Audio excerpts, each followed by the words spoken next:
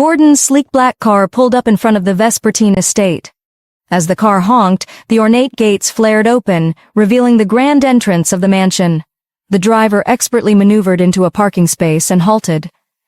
Nara let out a deep sigh as she spotted her father, Edward Vespertine, and her stepmother Gwen, along with her half-sister Yvonne, waiting outside. Despite the warm evening, Nara felt a chill of discomfort. She knew their presence was more about Gordon than about her. Gordon exited the car and walked around to Nara's side, assisting her out. He grasped her hand gently but firmly. "Don't be scared," he whispered softly, sensing her unease. Gwen, her face a mix of skepticism and surprise, asked, "Is that Nara?" Her eyes widened, trying to reconcile the woman walking towards her with the one she used to know. Edward, struggling to mask his surprise, added, "How did she change so much?" When Gordon and Nara reached the group, Gwen quickly stepped forward and, to Nara's astonishment, embraced her warmly. "My daughter is home! Oh, I have missed you so much!" Gwen's voice was tinged with a sincerity that Nara found unsettling. Her stomach tightened, her heartbeat quickened, and she couldn't shake the feeling that Gwen was up to something. Before she could recover her composure, Yvonne approached and also hugged her, saying, "Nara, I have missed you too." Her smile felt overly practiced, and Nara responded with a strained smile. Gwen then turned to Gordon, pretending not to know him. "And this must be Gordon," she said, spreading her arms for an embrace. "You look so handsome in person." "Good evening, ma'am," Gordon said, smiling as he returned the hug. "Oh, thanks for the compliment," he added with a nod. Yvonne, now beside them, asked with a sheepish grin, "Hey, Gordon, you remember me, right?" Gordon took in her appearance, from her meticulously styled hair to her meticulously chosen dress, before replying, "Yes, of course, Nara has told me a lot about you." Yvonne's smile faltered as she said, "I'm Briston's fiancée, silly. I was at your family dinner, can't you remember?" Gordon feigned a look of regret. "I'm so sorry about that. I don't go about remembering each and every face I come across." Yvonne sighed, her smile fading. "Well, not to worry. We can get to know each other from now on," she said, trying to maintain her composure. Edward, having observed the interaction with mild irritation, interjected, "You are all having a reunion without me?" "Good evening, Dad," Nara said slowly, forcing a smile. Edward opened his arms for an embrace, saying, "Oh, don't just stand there. Come and give your old man a hug." After the hug, he remarked, "You look so different," smiling at her. "And this must be the man of the night, Gordon Antonoff," Edward said, extending his hand for a handshake. Gordon grasped his hand firmly and replied, "Good evening. It's nice to meet you." "I hope you didn't have any hassle getting here," Edward said. "Oh no, the ride was smooth," Gordon replied. "That's good. Well, since you've met the family, let's head inside," Edward said, gesturing towards the entrance. "Sure," Gordon agreed, holding Nara's hand as they followed Edward inside. Gwen and Yvonne, left outside, exchanged glances. Yvonne, feeling slighted, muttered, "Daddy didn't even care if we were outside or not. He just left with Gordon and Nara." "Shut your mouth," Gwen snapped, clearly irritated. "Do you know what bothers me? How could Gordon not even recognize your face?" "But Mom," Yvonne started. "Shut up," Gwen interrupted, her voice sharp. With a sigh, Gwen headed inside, leaving Yvonne seething with frustration. Yvonne knew Gordon had recognized her, but had chosen to ignore her deliberately, intensifying her anger. As she stormed after them, her desire to get married to Gordon increased rapidly. The dining room was a sumptuous display of culinary delights, with an array of delicacies and international cuisines spread out across the elegantly set table. Edward Vespertine entered the room with a sense of pride, clearly eager to impress his guest, Gordon Antonov. "I hope this fits your taste perfectly," Edward said, gesturing grandly towards the feast laid out before them. His expression was a mixture of pride and expectation. Gordon, wearing a polite smile, glanced at Nara, who was visibly anxious. He gently touched her palm, offering a reassuring squeeze. Nara managed a curt smile in return, her nerves evident despite the calm demeanor she tried to project. Yvonne, eager to position herself advantageously, hurried to sit directly opposite Gordon, her movements betraying a hint of anxious anticipation. As everyone settled into their seats, Edward leaned forward and addressed Gordon with a mix of curiosity and formality. "So tell me, How did you manage to marry my beautiful daughter behind our backs? Gordon cleared his throat, his smile remaining steady. Let me start by apologizing for not coming to see you before and after I married Nara. We both decided to keep it a secret. Edward waved off the apology with a dismissive gesture. Oh well, that's not a problem.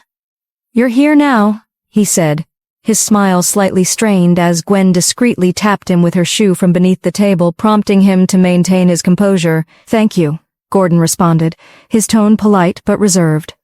Edward signaled one of the chefs, who had been standing discreetly in the corner, to come forward and serve the meal. I am so happy Nara has found such an impressive young man as her husband, Edward said, his voice laced with practiced warmth. I am sure you will make a good son-in-law. Gordon nodded in agreement, acknowledging Edward's comment with a polite smile. Gwen, with a tone of calm pretense, interjected, You know, Nara was with us until the moment we discovered she was married to you. The house has felt so different since she left. Her voice was smooth, but her words seemed insincere to Nara, who forced a smile, recognizing the blatant falsehood. Gordon, slightly surprised, replied, I didn't realize she was so cherished here. His comment caught everyone off guard, and Nara subtly nudged him, signaling him to tread carefully. She didn't want them to know that he knew the full extent of her strained relationship with them. Of course we cherish her, Gwen said with a laugh, attempting to salvage the awkward moment. Ever since her mother passed away, Nara has been like a daughter to me. Edward, seeing Gwen's attempt to ease the tension, joined in the laughter, his chuckles echoing Gwen's. Yes, Nara is very dear to us, Edward added with a chuckle, as he beckoned the chef to hurry with the serving. Let's eat, Edward declared once the chef had finished plating the food. As everyone began their meal, the atmosphere was thick with unspoken tension. Edward attempted to engage Gordon in conversation, perhaps about business, but Gordon's face remained steady and expressionless.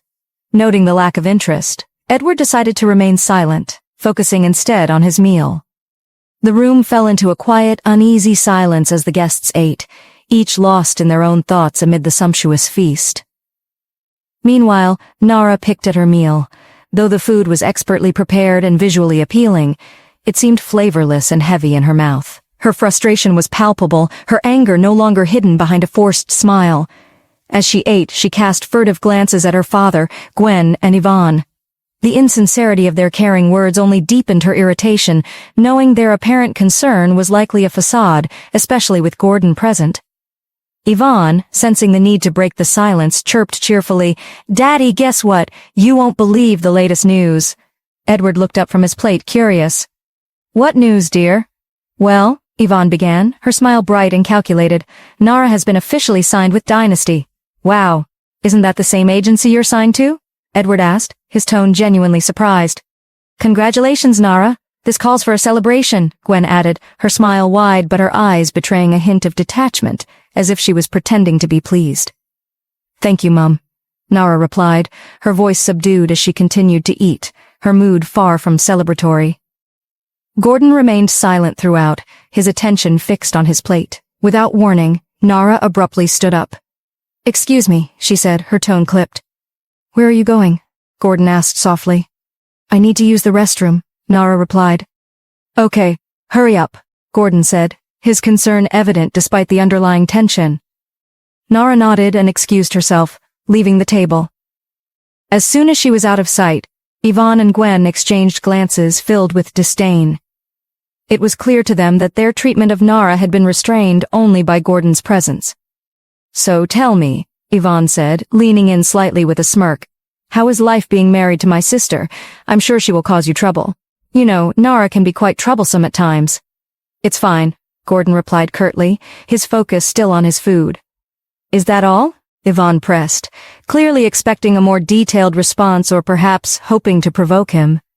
Yes, Gordon replied curtly, his gaze fixed on his plate and avoiding eye contact with Yvonne. Sensing his coldness, Yvonne reluctantly returned to her food, her irritation barely concealed. Edward, trying to maintain a cheerful demeanor, asked Gordon with a smile, How is the food? I hope it's to your taste.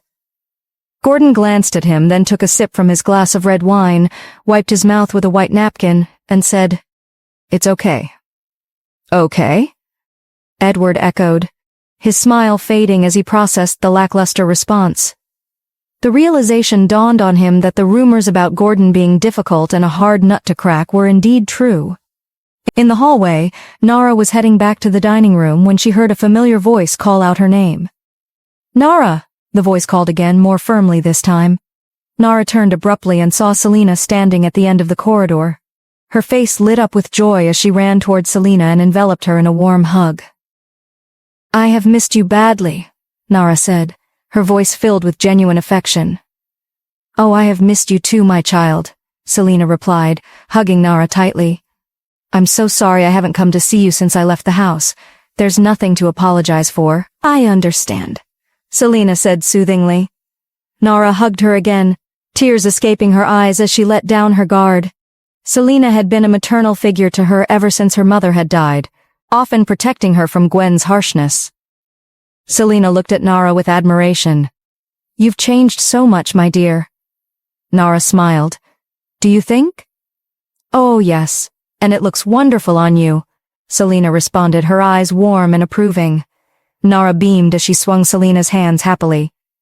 "Tell me, dear, what's this news I hear about you being married?" Selena's face showed a mix of confusion and curiosity. Nara glanced around, worried that Gwen or other family members might see them together. "You know what? Let's go somewhere quiet." Nara led Selena into the kitchen and closed the door softly behind them. "Where is everyone?" she asked, looking around for the other maids. "Madame sent us to our quarters early today." "I sneaked out hoping to see you before you left," Selena explained. "Really? I'm so glad I saw you," Nara said, smiling with relief. "So tell me, how did you get married so soon without telling anyone, not even me? Selena, it happened so quickly." Suddenly the screech of the kitchen door interrupted her. Nara looked up to see Gwen standing in the doorway, her eyes glaring with hostility. Selena's face turned pale with fear. "Ma'am, Selena stammered, but her words faltered under Gwen's intense gaze. "Get out," Gwen commanded harshly. Selena, visibly shaken, hurried out of the kitchen, her fear evident. Gwen shut the door with a soft click and walked towards Nara, her steps deliberate and menacing. Nara's heart raced as Gwen approached her. "All hail, Mrs. Antonoff," Gwen said with biting sarcasm, her tone dripping with disdain as she neared Nara. Nara's stomach churned as Gwen approached, her heels clicking sharply against the floor, sending shivers down Nara's spine. Her heart raced, beating in her chest with every step Gwen took. Gwen's voice, dripping with sarcasm, pierced the tense atmosphere. Nara, how've you been?" she drawled, her smile a thin, cold line of white teeth. I am fine," Nara muttered, her voice barely above a whisper. Gwen's gaze was piercing as she inspected Nara, her eyes scanning from Nara's long black hair down to the pearls that adorned her neck. "So now you think we're on the same level?" Gwen's tone was venomous, each word laced with disdain. "Huh?" Nara's confusion was evident. "Now you think you can rub shoulders with us, right?" Gwen pressed, her eyes narrowing. I don't know what you're talking about," Nara stammered. "Let me tell you something," Gwen continued, her voice cold and cutting. "You can disguise yourself with all the pearls and jewelry you want, but you will never change who you are." Nara swallowed hard, trying to steady herself. I think I need to join my husband," she said, attempting to walk away, but Gwen's sudden harsh laughter froze her in place. "Did I hear you say husband?" Gwen's laughter was harsh and mocking. Nara turned, startled by Gwen's reaction. "You know what really gets me?" Gwen said, her voice now filled with a mix of amusement and scorn. "How did you manage to pull that off?" "Pull what off?" Nara asked, bewildered. "How you managed to marry Gordon Antonov under my nose," Gwen said with a smirk. "That's what beats me." "Can I leave now?" Nara asked, her patience wearing thin. "Shut up!" Gwen snapped, her eyes blazing with anger. "How dare you speak to me like that? Do you think that because you're married to Gordon now, you can talk to me however you like?" I don't understand you," Nara said slowly, her voice trembling. Gwen advanced on her, her expression darkening. She reached out and grabbed Nara's hair, her grip tightening painfully. "Have you forgotten so soon? Or should I remind you?" Gwen's voice was a menacing whisper and she increased the pressure on Nara's scalp. "Ouch!" Nara cried out, struggling against the painful grip. "Let go of my hair!" "Listen to me, you silly girl," Gwen said, her tone cruel and relentless. "Even if you become the wife of the president himself, that doesn't change the fact that you're the daughter of a loose woman, and that's all you'll ever be." Gwen's words ignited a storm of fury in Nara. The mention of her late mother was a red line that Nara could not tolerate. Her face flushed with rage and her eyes blazed with a fierce intensity. With a sudden forceful movement, she shoved Gwen's hands away from her hair, her anger palpable in every gesture. "Don't you ever utter such words about my mother again." Nara's voice was a raw, furious scream, her face contorted with a mix of hurt and rage. The surrounding air seemed to crackle with the intensity of her emotions as she glared at Gwen, her body trembling with the force of her indignation. Meanwhile, Gordon sat at the dining table with Yvonne and Edward. Suddenly, Edward's phone rang. He excused himself, leaving Gordon alone with Yvonne. Gordon's gaze continually darted around the room, searching for Nara. Yvonne's constant sheepish smiles only added to his discomfort. Taking advantage of the absence of others, Yvonne seized her moment. She stood up, gliding over to Gordon's side of the table with deliberate, slow steps. Drawing out a chair, she sat next to him, her movements smooth and calculated. Gordon turned towards her briefly before quickly facing forward, clearly annoyed. "Didn't you notice that I've been staring at you since you arrived?" Yvonne said with a coy smile, leaning in slightly. "You know, ever since I laid eyes on you, I fell in love with you instantly." She blinked flirtatiously. "Are you listening?" she asked, noticing the disdain on Gordon's face. She reached out to touch his arm, her fingers grazing his skin. The instant contact made Gordon turn sharply towards her. "Get your hands off me," he ordered, his voice cold and commanding, sending a shiver through Yvonne. She quickly withdrew her hand, startled by his harsh tone. Realizing her approach had failed, Yvonne cleared her throat, trying to regain her composure. "I'm sorry if I came on too strong." "Yvonne." Gordon cut her off, his voice firm. "I would appreciate it if you got away from me." Taken aback, Yvonne was undeterred. She pressed on, her voice laced with anger. "Do you even understand what I'm offering you on a silver platter? Do you know how many men would fall at my feet? It's because of Nara, isn't it? That illegitimate, ugly-looking thing." She spat, her words sharp as she stood up forcefully, nearly overturning her chair. Gordon's expression hardened into a smirk as he stood up. "Who the hell are you to speak about my wife like that?" His eyes blazed with fury. "Huh?" Yvonne was taken aback. Gordon walked closer, his hands shoved into his pockets. His eyes flicked dismissively over her low-cut dress, exposing her cleavage. "Even with all this..." He paused, rolling his eyes around her exposed bosom. "I still don't find you attractive. I don't see you, I can never see you. You are nothing and you will forever be nothing." Yvonne was stunned. She had heard rumors about Gordon's bluntness, but experiencing it firsthand was overwhelming. Her eyes began to well up with tears. As she turned to leave, Gordon's cold gaze remained fixed on her, his disdain palpable. Gordon seized Yvonne by the wrists, his grip tight and unyielding. "The next time you insult my wife or speak her name in vain," he growled, his voice low and menacing, "I promise I will make your life so miserable you'll wish for death itself and it won't come." His words were delivered with a chilling finality. Yvonne's eyes widened in shock, her heart racing as fear gripped her. Gordon's aggressive shove sent her stumbling aside as he released her hands. As she watched him walk away, tears spilled down her cheeks, her anger mingling with a deep-seated fear. For the first time she felt truly frightened of someone, Gordon Antonov, the man she had vowed to marry by any means. Gordon, meanwhile, was searching for Nara in the hallway when the kitchen door burst open. Nara dashed out, her face contorted with fury. He stopped and observed her, noting the raw emotion etched on her face. Almost immediately, Gwen emerged from behind Nara, her aggressive pursuit halted by Gordon's presence. "Gordon, how did you get here?" Gwen asked, her smile faltering as she tried to mask her unease. Gordon's gaze shifted from Gwen to Nara, ignoring Gwen's presence entirely. He walked up to Nara, his expression softening with concern. "Are you okay?" he asked gently. Nara nodded, her voice steady but subdued. "I think we should leave." Gordon exhaled deeply, his resolve firm. "Let's go," he said, taking her hand and guiding her towards the exit. As they reached the entrance, Edward reappeared, having just finished his call. He stood in their path, his face displaying surprise and disappointment. "Are you leaving?" he asked, his tone a mix of concern and disapproval. "Something came up. We have to leave," Gordon said, his tone leaving no room for negotiation. "So soon? At least stay and have some dessert," Edward replied, his face showing disappointment. "Don't worry, we're fine," Gordon responded, still holding Nara's hand as they walked toward the exit. Edward watched in stunned silence as their car sped away. Fuming, Edward stormed back inside, his anger boiling over. "What the hell have you done?" he roared, directing his ire at Gwen and Yvonne, who had been standing silently in a corner. "And what do you mean by that?" Gwen shot back, her voice dripping with sarcasm. "Just one day. I begged you to at least pretend to make a good impression. You all refused, and now look, Gordon has left." "And how are you so sure it's our fault?" Gwen snapped. "Who else could be responsible? Did you see the look on Nara's face?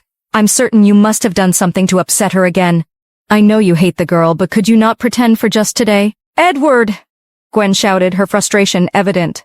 "Listen," Edward said, his voice cold and menacing. "If this jeopardizes my chance of securing a business deal with the Antonovs, this house will be too hot for everyone." With that, he stormed upstairs, leaving the room in a heavy silence. Gwen sighed loudly, her frustration evident. She rolled her eyes before turning to Yvonne, who remained in shock from her earlier confrontation with Gordon. "So tell me," Gwen asked with a forced smile, her face expectant, "how did it go?" "Mom," Yvonne said quietly, still overwhelmed, "I'll be in my room." She turned and walked away, leaving Gwen alone with her growing irritation. The ride home was enveloped in a heavy silence. Nara pressed her head against the car window, her gaze distant as her mind replayed the confrontation with Gwen in the kitchen. The harsh words Gwen had thrown at her about her late mother echoed painfully in her mind. As a tear slipped down her cheek, she hastily wiped it away with the back of her hand, not wanting Gordon to see her distress. Gordon sat beside her with his eyes closed, his thoughts consumed by the events of the evening. He was still incredulous about Yvonne's bold advances and wondered what had given her such audacity. The quiet was interrupted by the muffled sounds of Nara's sobs. Gordon opened his eyes, turning to see her struggling to contain her tears. His heart ached at the sight, and he could only guess at the hurtful words Gwen must have used against her. As his gaze wandered outside, it landed on an ice cream truck parked by the roadside. A spark of excitement lit up his eyes. "Stop the car," he commanded the driver. The vehicle came to an abrupt halt, causing Nara to jolt upright, startled by the sudden stop. "What's happening?" she asked, confusion and surprise evident in her voice as she looked around, realizing they hadn't yet reached home. Gordon exited the car and gestured for Nara to join him. Though still puzzled, she followed him out. "What's happening? Why did we stop?" she asked, her voice filled with confusion. Gordon beamed at her. "Let's go have some ice cream," he said, his excitement palpable. "Don't you think it's a bit late for ice cream?" Nara questioned, bewildered. "It's never too late for ice cream," Gordon replied with a grin. Nara was taken aback, wondering how someone as composed and affluent as Gordon could find such joy in a roadside ice cream truck. He took her hand, guiding her briskly to the truck. The ice cream vendor, with a welcoming smile, asked, "What would you like, sir?" "I'll have 2 full scoops of chocolate ice cream with sprinkles," Gordon said eagerly. "And what about our young miss?" the vendor inquired, turning his attention to Nara. "Same as his," she responded with a smile, finally succumbing to the allure of the treat. A few minutes later, the vendor returned with their order, handing them their ice cream. As they walked a short distance from the truck, Gordon eagerly dug into his ice cream, savoring each bite with enthusiasm. "You must really love ice cream," Nara remarked, observing his hurried enjoyment. She took a tentative lick of her own ice cream and was instantly delighted. "Oh my God, this is so good," she mumbled, her eyes lighting up with pleasure. "Now you see why I stopped the car?" Gordon said, raising his head with a satisfied grin. At that moment, Nara burst into laughter, noticing that Gordon's nose was smeared with ice cream. "Your nose?" Nara laughed, pointing at the white streak across his nose. Gordon quickly touched his nose, his own laughter joining hers as he realized the ice cream smear on his nose. Nara laughed harder, surprised by the different sides of Gordon Antonov she was seeing. Gordon was struggling to clean the ice cream off his nose. "Wait, let me help you with that." Nara offered to help with a smile. She moved closer and reached out to wipe the ice cream away. As she did, their eyes met, and they stared at each other. A gentle breeze seemed to stir around them. "Are you okay?"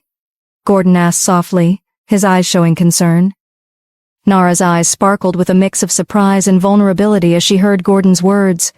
His face was soft, his voice smooth and comforting, and when she looked into his eyes, all she saw was genuine care.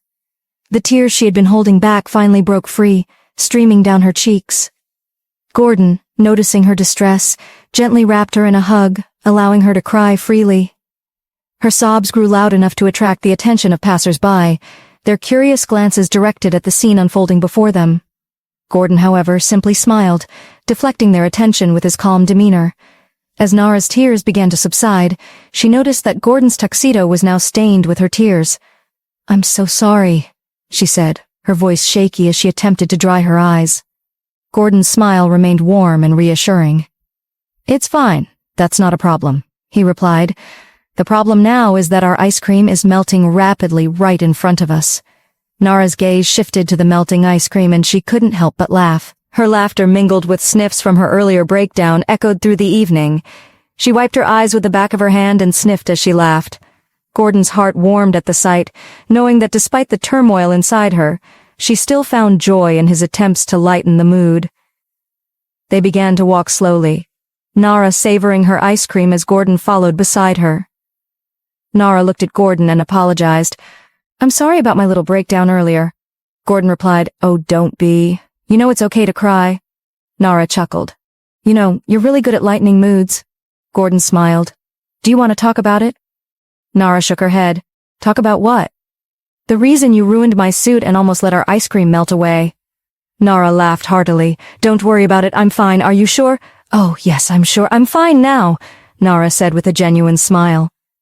As they walked, the night breeze gently caressed their faces. Nara inhaled deeply, feeling a rare sense of ease and relief. She stole glances at Gordon, realizing that perhaps he wasn't as arrogant and annoying as she had once thought. Suddenly, the breeze intensified and a rumble of thunder echoed through the night. Gordon looked up, his expression shifting to one of concern. "I think it's about to rain," he said just as the first drops began to fall. Within moments, a heavy downpour ensued. The rain poured down in sheets and people around them scrambled to find shelter. Even the ice cream vendor hurriedly closed his truck to protect himself from the sudden storm. "Oh my God, it's raining!" Nara exclaimed, her voice filled with urgency. "Let's hurry back to the car." The car was parked across the road, and Gordon swiftly removed his suit jacket, holding it above them like an improvised umbrella to shield them from the torrential rain. He pulled Nara close, pressing her against him to minimize her exposure to the downpour. The rain was now falling in heavy sheets, and amidst the chaos, their driver reacted quickly. He swerved the car around and drove toward them with determined precision. As they finally reached the car and climbed in, Nara let out a sigh of relief. "Phew, that was a close call," she said, checking herself for any signs of getting wet. Fortunately, Gordon's jacket had kept her dry. She glanced at Gordon, who was now running his fingers through his soaked hair, his suit nearly drenched. "Gordon, you're drenched," Nara said with concern. Gordon gave a dismissive smile. "It's nothing.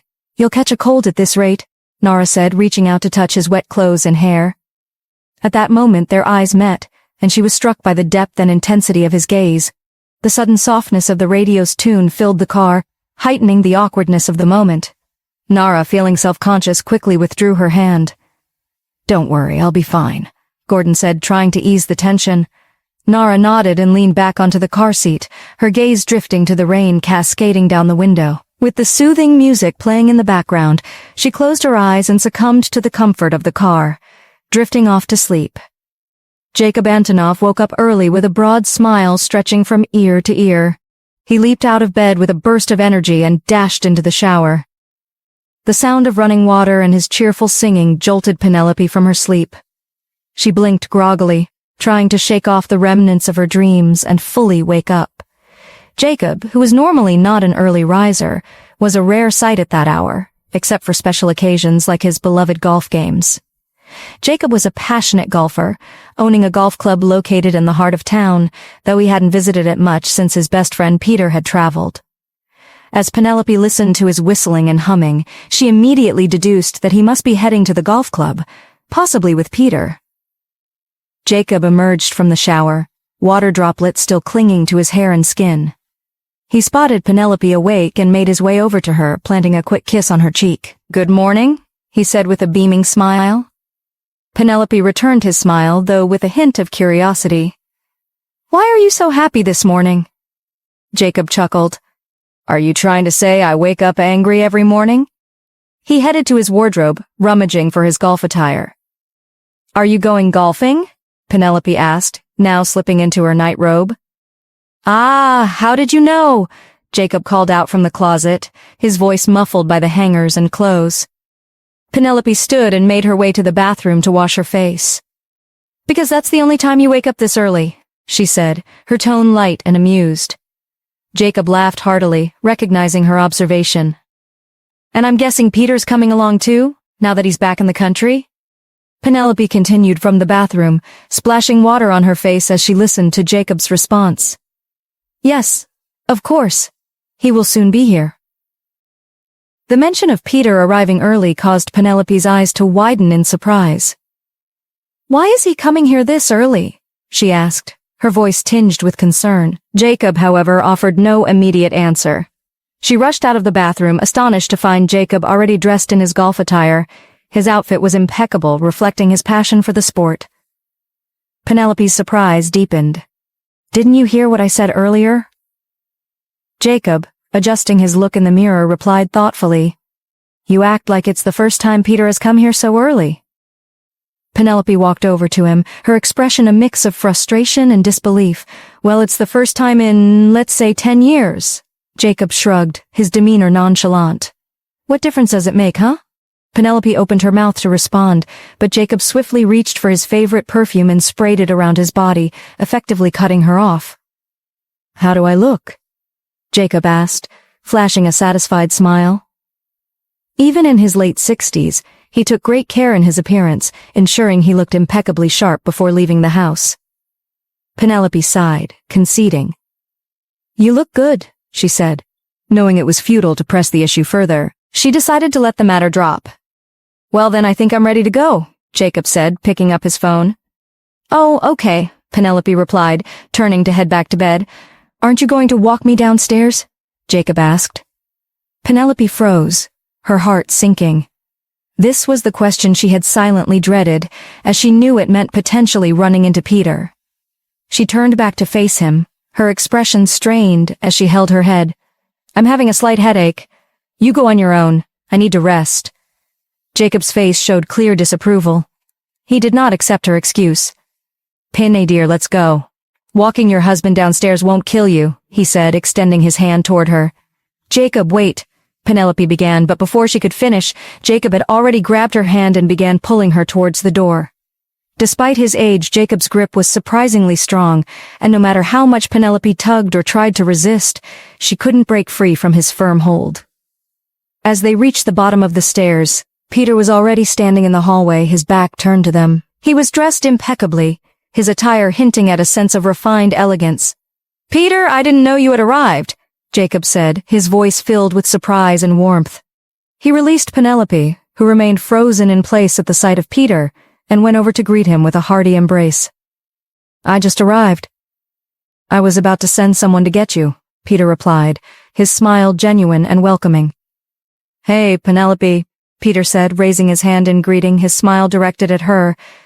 Penelope's palms grew clammy and her throat felt suddenly dry. It had been 10 years since she last saw Peter, and he had barely aged during that time. As she tried to move, she found herself rooted to the spot, only able to manage a forced, uncomfortable smile. "Should we get going?" Jacob asked, turning to Peter with an enthusiastic grin. "Oh yes, sure," Peter replied, his attention momentarily diverted.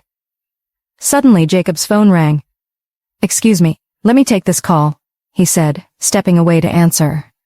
As Jacob moved out of sight, Peter scanned the area. Noticing that no guards were present, he quickly approached Penelope as she attempted to retreat upstairs. He grabbed her hands firmly. The instant she felt Peter's touch, her legs felt weak, and she instinctively turned to face him, her eyes meeting his with a mix of apprehension and surprise. "Don't you want to say hello?" Peter asked, his smile unwavering. Penelope glanced around anxiously, searching for Jacob or any of the guards. Her face was a mask of unease. "Let go of my hand," she muttered through clenched teeth. Peter, undeterred, moved closer and faced her directly. "Well, I've missed you," he said, almost immediately planting a kiss on her lips. Penelope's eyes widened in shock. Before she could process what was happening, she pulled away sharply and slapped him across the face. "Ouch!" Peter exclaimed, though his smile remained intact. Penelope, still visibly shaken, looked around for any sign of Jacob before glaring at Peter. "Don't you ever try that with me again," she snapped. Peter burst into rhythmic laughter. "It's been 10 years and you haven't changed one bit. You still look as ravishing and beautiful as ever," he said, his tone almost mocking. Her eyes blazed with anger as she folded her arms tightly. Despite her rage, she controlled herself, not wanting to escalate the situation further. "What do you want?" she demanded slowly. Peter's smile didn't waver. "I just came to say hello." Penelope sighed, knowing that wasn't the true reason for his visit. "What is it you really want?" she asked, her tone steady but firm. "You're still sharp as ever," Peter said with a smile. "Well, I need to see you." Penelope's irritation was palpable. "You know that's not possible. 10 years ago was the last time you promised me." Peter stepped closer and gently touched her face. This time she didn't pull away. Tears welled up in her eyes as she listened to him. "Well, darling, promises are meant to be broken." As soon as the words left his mouth, a tear slid down her cheek. "I will text you the time and place," he added. Just then, Jacob's voice was heard approaching. He seemed to have finished his phone call and was heading toward them. With a smirk, Peter stepped back to his original spot. "I hope I didn't keep you waiting too long," Jacob said with a smile. "Oh, no, you didn't," Peter replied smoothly. "In fact, I was catching up with Penelope here when you left." Jacob turned to Penelope, who managed a strained smile. "Okay then, let's go. We're already late," Jacob said, waving at Penelope. She waved back slowly, her smile now completely artificial. As they departed, her smile vanished, replaced by a deep sense of fear and regret. She felt her plans unraveling and struggled to hold herself together, overwhelmed by the emotions Peter's visit had stirred within her. Nara woke up feeling disoriented, unsure of her emotions. The memories of the dinner at her father's house played in her mind, mingling with the memories of her time with Gordon the previous night. As a smile crept across her face and her cheeks flushed, she was briefly caught off guard. She suddenly began to wonder on why she was blushing just by having a memory of Gordon. Her confusion was interrupted by a sudden realization.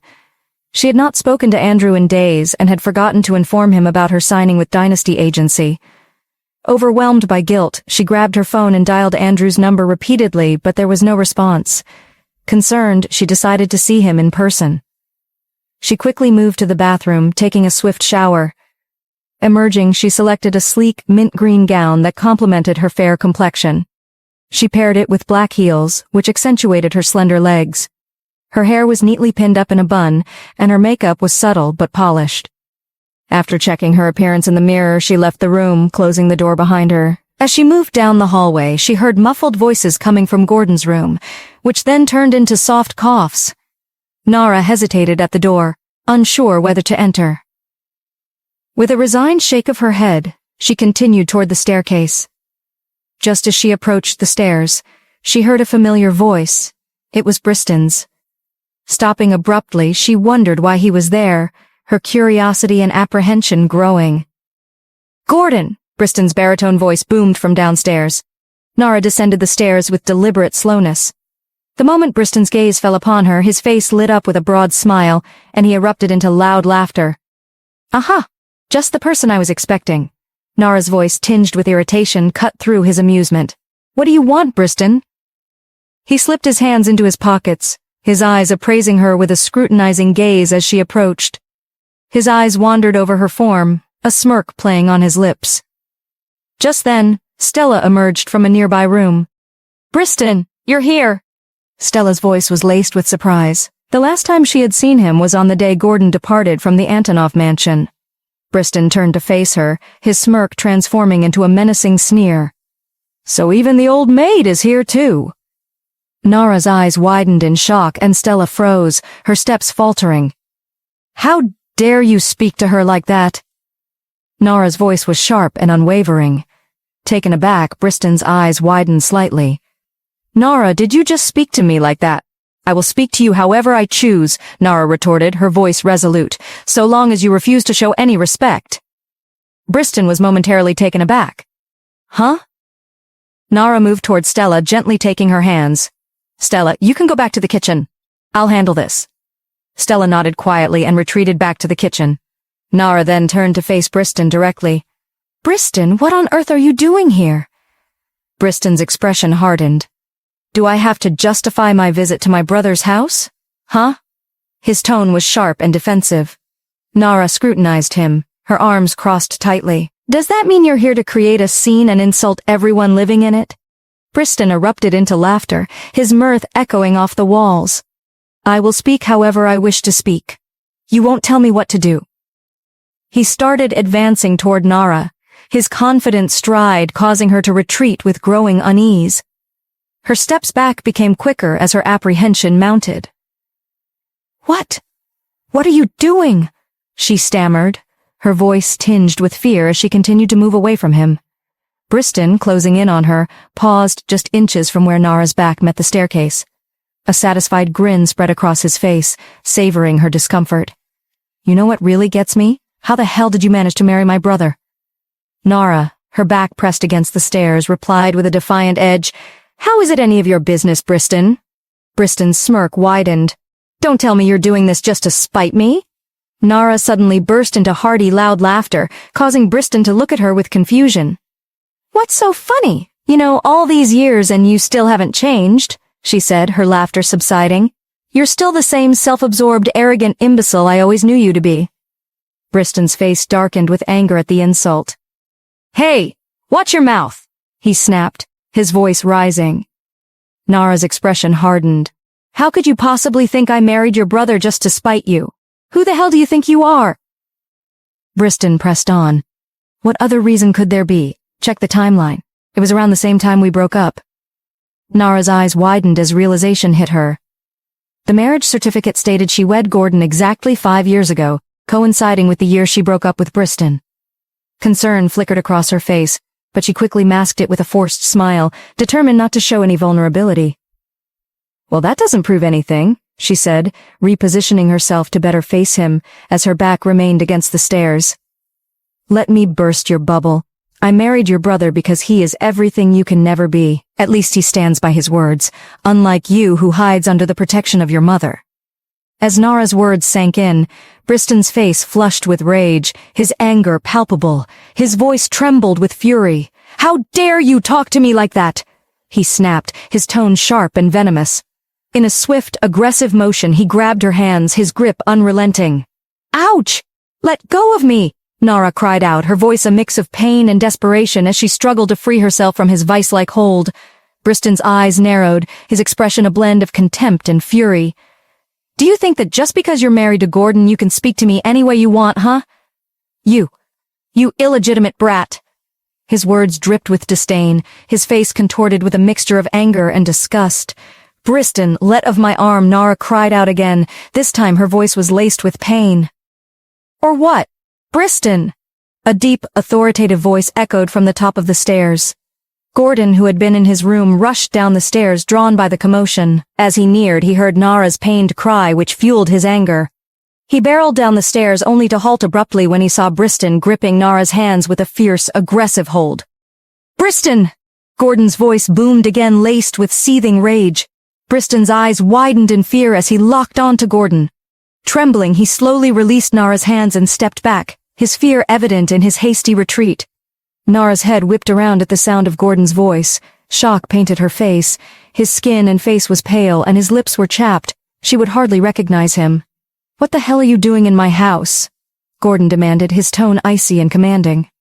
"Geez, you look like a ghost," Briston replied, startled by Gordon's disheveled appearance. Ignoring Briston's comment, Gordon's gaze hardened. "What gave you the right to touch my wife?" His eyes scanned the room for his bodyguards, but they were nowhere in sight. Frustration was evident in his sigh. Nara hurried to Gordon's side, gently touching his face. "Are you okay?" she asked, her voice filled with concern. "Oh my God, you're burning up," she cried, pulling her hands away as she felt the heat radiating from him. Gordon tried to offer a reassuring smile, but it was clear he was struggling. "Get out!" he barked at Briston. "Huh?" Briston's confusion was palpable. Ignoring Briston's confusion, Gordon shoved Nara aside and moved toward Briston. His head spun with each step, but he forced himself to stay upright. In a flash, Gordon landed a powerful punch on Briston's face, sending him crashing to the floor. "How dare you touch my wife?" Gordon roared. Nara rushed to his side, grabbing his hands to prevent him from attacking Briston further. The raw anger in Gordon's eyes was intense. It was a look she had never seen before, and one that suggested he might do something irreversible. "Gordon, please," she pleaded, her voice trembling as she clung to him, trying to restrain his fury. "Briston, leave now!"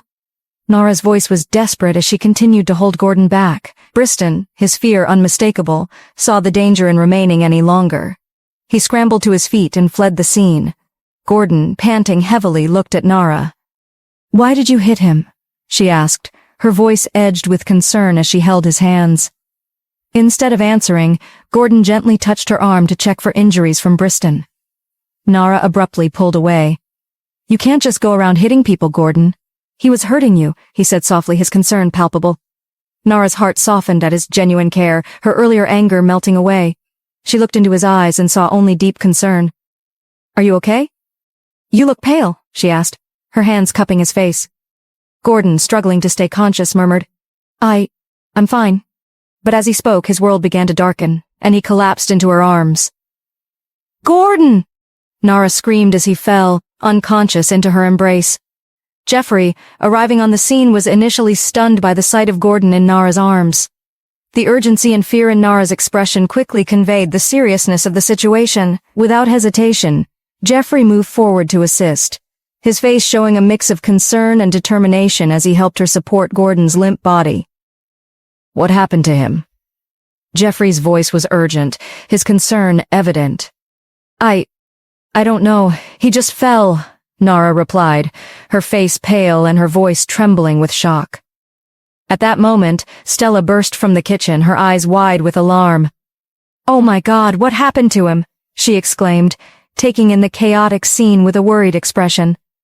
Nara looked at Stella, her face tight with stress. "He's burning up, Stella. We need to get him upstairs. Please, get a bowl of water and a towel and bring them up right away."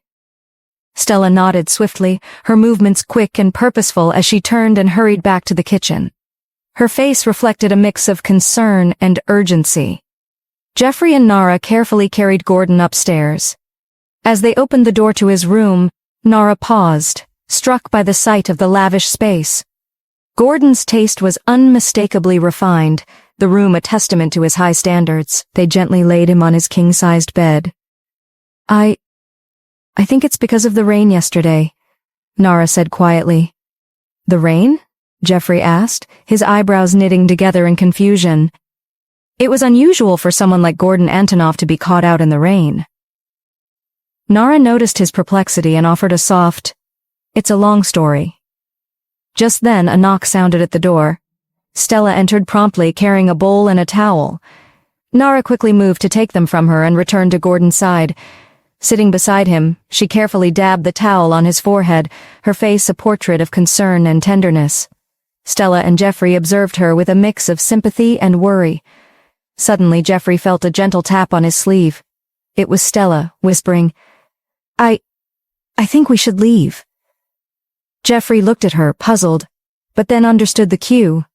Stella wanted him to give Nara space as she tended to Gordon. I'll go make him his favorite soup. It should help him feel better," Stella said as she turned to leave the room. "I'll also go get his doctor," Jeffrey offered. "Oh, that won't be necessary. He just needs a couple of painkillers and he'll be fine," Nara said reassuringly.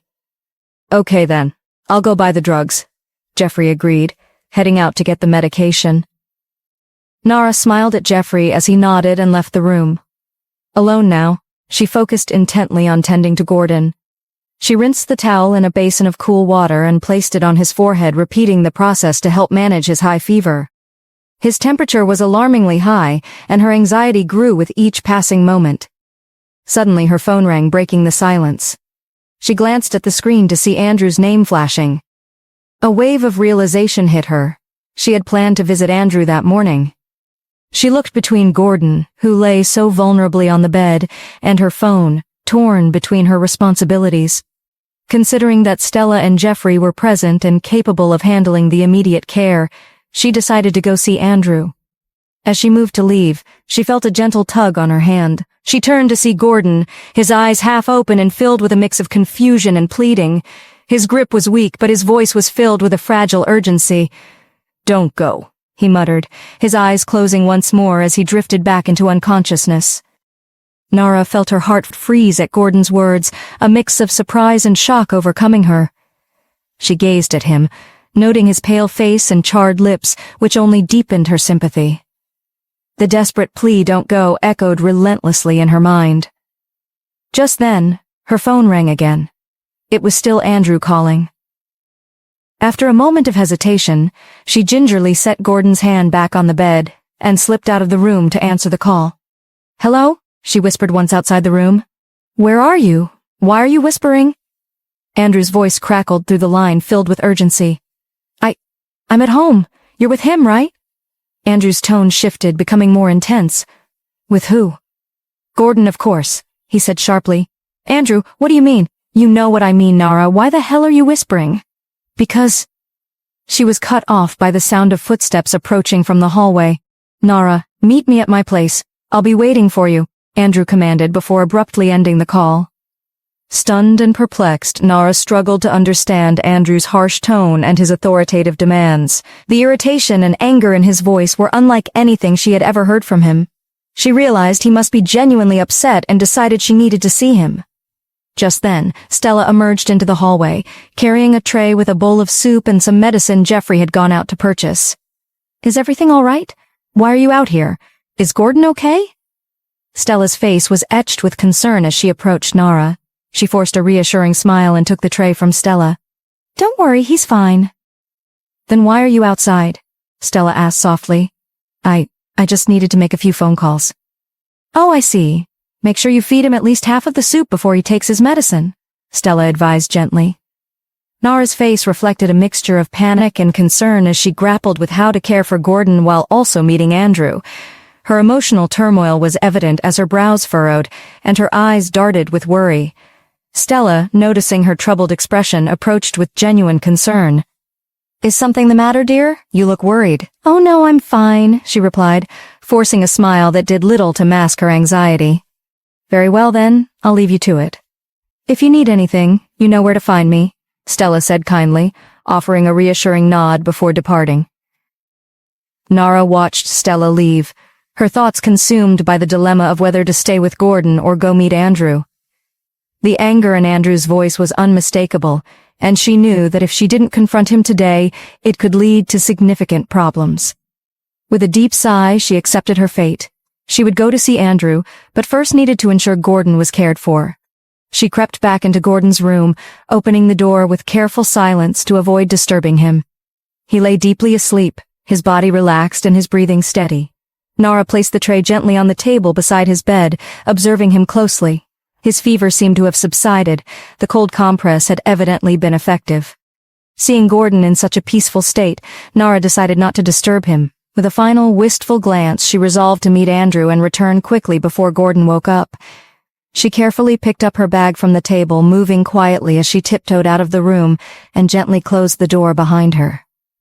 Descending the staircase, Nara moved with deliberate silence, mindful of Stella, who would undoubtedly question her if she knew about her leaving.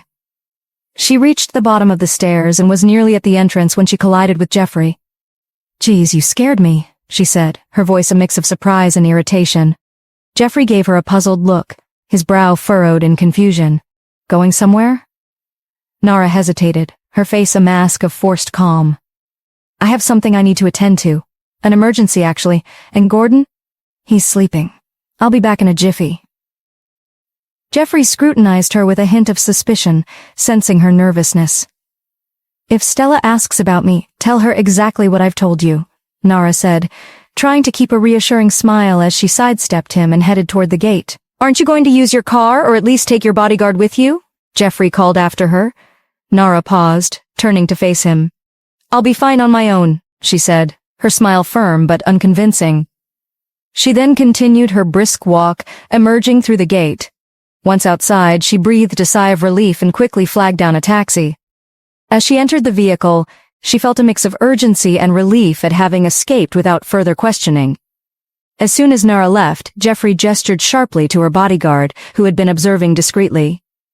Come here, Jeffrey commanded. The bodyguard approached with a respectful bow. Follow her and make sure you don't lose her trail, Jeffrey instructed. The bodyguard nodded curtly and set off. Jeffrey adjusted his glasses on the bridge of his nose, a hint of concern in his eyes. He knew where Nara was headed, but he wanted to confirm it rather than rely on assumptions. Meanwhile, the taxi pulled up in front of Andrew's house. Nara stepped out, her exhaustion palpable. She took a deep breath, her anxiety evident. Andrew's disheveled appearance and the strong scent of alcohol on him were alarming. Nara wondered what could have driven him to such a state so early in the morning. Summoning her courage, she walked up to the front door and knocked. The door swung open almost immediately, revealing Andrew. His expression was far from welcoming. He stood before her with a frown etched deeply into his features, his face marred by irritation and anger. Hi, babe, Nara greeted with a smile, hoping for a warm embrace. Instead, Andrew scrutinized her coldly from head to toe, his irritation clear. Without a word, he turned abruptly and walked away, leaving the door ajar and Nara standing alone in the doorway. Nara's smile faltered and faded as she hesitated before stepping inside. As she crossed the threshold, a wave of nostalgia washed over her. It had been a long time since she last visited, and the familiar surroundings evoked a mix of memories and emotions. You didn't come with your entourage? Andrew remarked, his voice tinged with criticism. Entourage? What do you mean? Nara asked, confused. Andrew walked over to his wine shelf and retrieved a bottle of whiskey and a glass. He poured himself a generous amount and took a deep sip, the amber liquid sloshing into the glass. You know exactly what I mean, he said, his tone sharp. Nara watched him warily. Well, I chose to come alone this time. Andrew regarded her with a cynical smile, then quickly gulped down the whiskey, letting out a loud, contented exhale. He raised the bottle again, ready to pour another round, but Nara hurried over and grabbed it from his hand. It's enough, she said firmly. Andrew's face twisted in annoyance. He pushed her hands away, snapping, Let me be! Can't you see that you're plastered? My God, how many glasses have you had?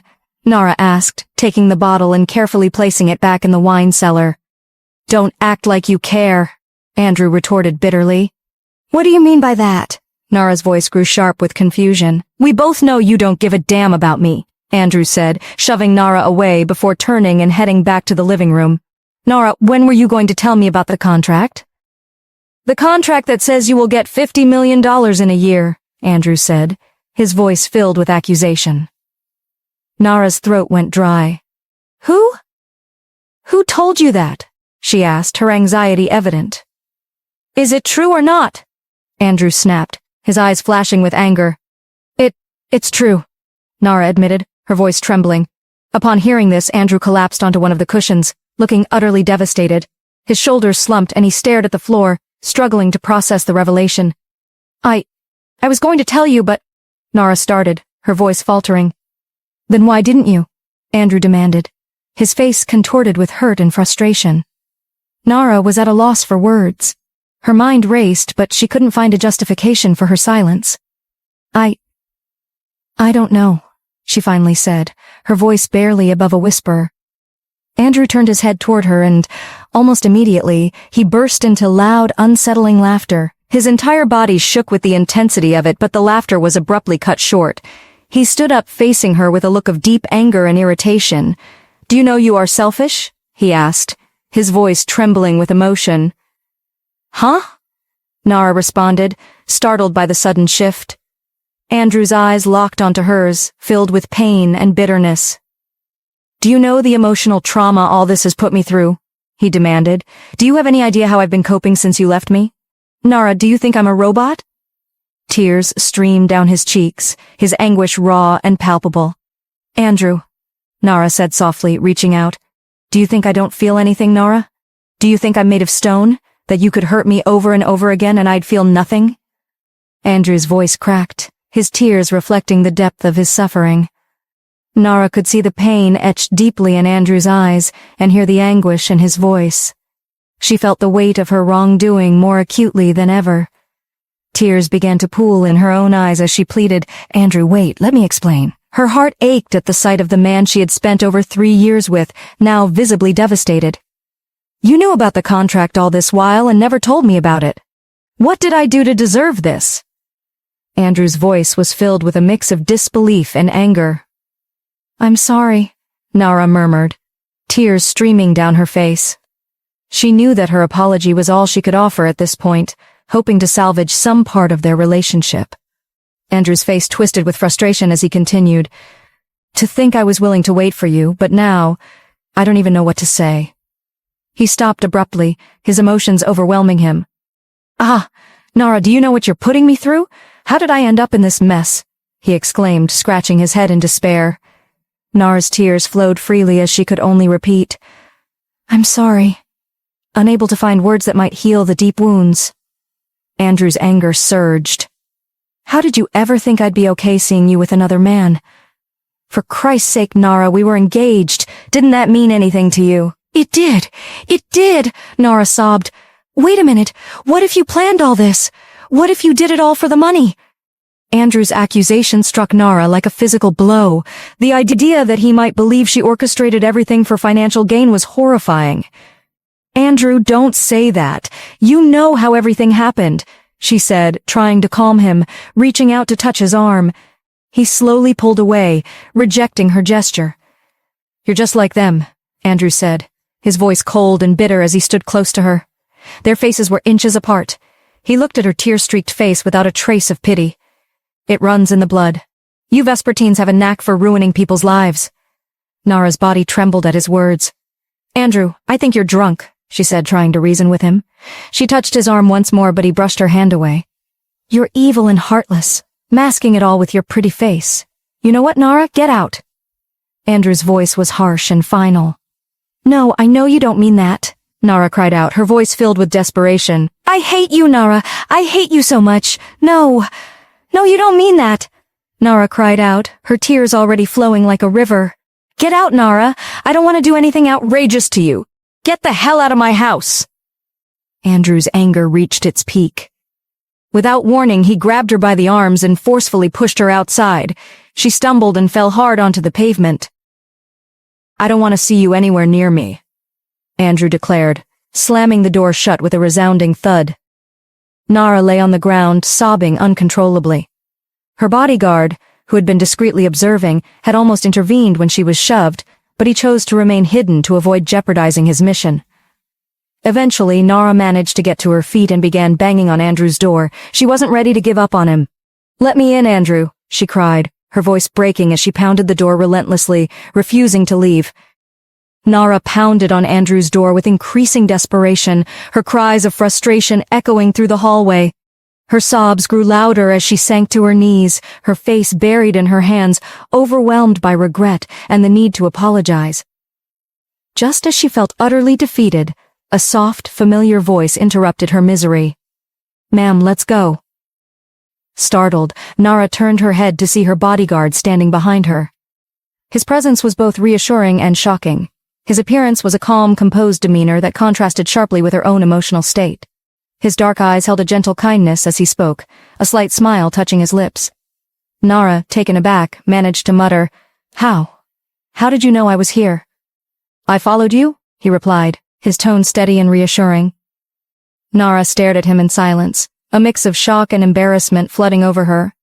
She was acutely aware that he had witnessed her distress. With a heavy heart she accepted his offer. Her strength having waned from the emotional outburst, she reluctantly rose to her feet, her movement slow and weary, and entered the car he had opened for her. As she settled into the back seat, she closed her eyes, exhaustion overtaking her. The car pulled away, and Nara shut her eyes tightly and drifted away. Back at Andrew's apartment, he stood behind the closed door, wrestling with guilt. The harshness of his earlier rejection weighed heavily on him. He considered going after Nara, but he stopped immediately as the memory of the contract flashed through his mind again. He sighed deeply, the door still closed. In the car, Nara eventually broke the silence, her voice barely above a whisper. "Why did you follow me?" "My instructions are to accompany you and ensure your safety," the bodyguard answered calmly, his voice steady. Nara, feeling a mix of frustration and understanding, muttered, "Is it Jeffrey?" There was a brief pause before he responded quietly, "Yes." Nara fell silent, too drained to argue further. Her focus shifted as she looked at her bodyguard, her curiosity piqued. "What's your name?" she asked, her voice tinged with exhaustion. The question seemed to catch him off guard. He glanced at her through the rearview mirror, a look of mild surprise on his face. "Huh? Your name? What's it?" "Oh. Tyler, ma'am." Nara nodded her head and shut her eyes again. The memories of what had transpired between her and Andrew flashed through her mind. She was confused and perplexed about how he came to find out about the contract. How did he know about the contract were the questions she asked herself. The contract was a closely guarded secret, known only to a select few: herself, Gordon, Jeffrey, and, as she thought, Elena. Gordon and Jeffrey had never had any direct interactions with Andrew, making them unlikely sources of information. Elena, her best friend, was the only person left who might have inadvertently revealed something. Yet, Elena had always been fiercely loyal and had promised not to disclose anything to Andrew. Nara doubted that Elena would betray her trust or share confidential information without prior consent. She was deeply puzzled. Suddenly, she didn't know who she could trust anymore. Elena got out of a taxi in front of the Dynasty Modeling Agency, wearing a short red dress and matching heels. She took a deep breath of the fresh air and smiled in satisfaction. She walked confidently into the building, her steps deliberate and the rhythmic chewing of gum making her stand out. Everyone inside stared in surprise at her striking appearance. She headed straight to the receptionist, who was on the phone. As Elena approached, she chewed her gum more loudly, drawing the receptionist's attention. The receptionist put down the phone, looked Elena up and down, and stared at her with confusion. "Can I help you, ma'am?" she asked in a soft, chilly voice. Elena, with a scornful look, replied, "I'm here to see your boss." "My boss?" the receptionist asked, confused. Elena rolled her eyes. "Are you deaf?" The receptionist was taken aback by Elena's rude tone. Do you have an appointment with him?"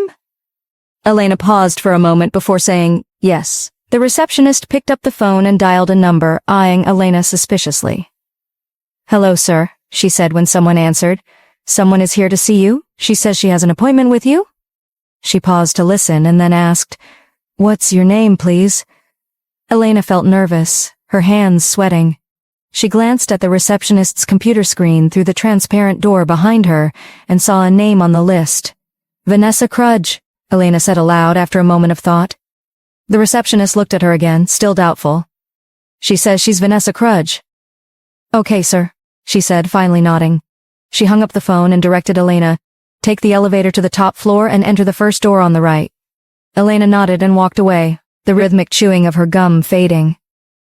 As she headed to the elevator, another receptionist, a young man, came out from behind the transparent door.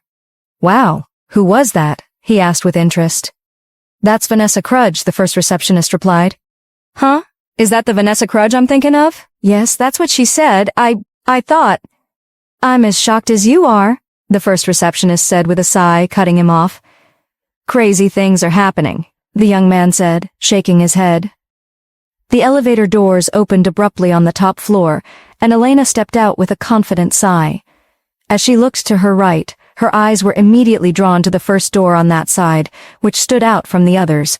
Taking a deep breath to steady her nerves, she approached the door and knocked.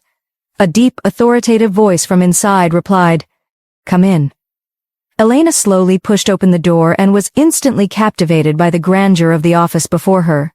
The space was the largest she had ever seen, fitting for the director of Dynasty. Harry, the director, was absorbed in his laptop, his face set in a serious expression. Elena cleared her throat to announce her presence. Harry looked up abruptly, his face shifting from concentration to a mix of surprise and irritation. "Who the hell are you?" he demanded, his voice now edged with seriousness. Elena responded with a smile, moving confidently towards the sofa in the middle of the room. She sat down, crossing her legs nonchalantly, the sound of her chewing gum echoing through the vast office. Harry's confusion grew as he watched her. She was clearly audacious to impersonate someone and enter his office, but even more so, she had the audacity to order him around in his own space. He reached for the telephone, likely to call security, but Elena's mischievous warning stopped him. "I wouldn't do that if I were you," she said, her smile widening. Harry, taken aback by her boldness, slowly set the phone back down and walked toward her. Standing with his hands in his pockets, he scrutinized her appearance, her low-cut top revealing a generous amount of cleavage, and her striking red lipstick accentuating her bold demeanor. He tilted his head, trying to piece together her identity. "Two things.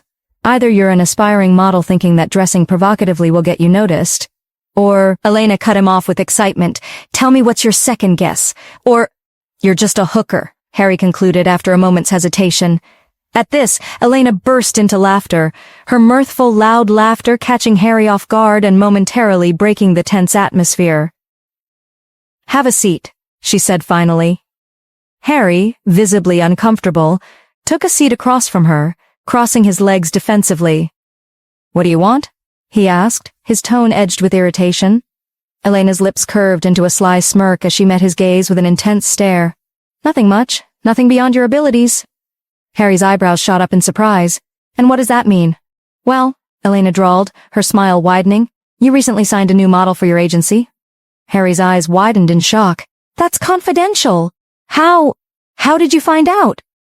Elena's grin deepened. "Let's just say it wasn't confidential enough.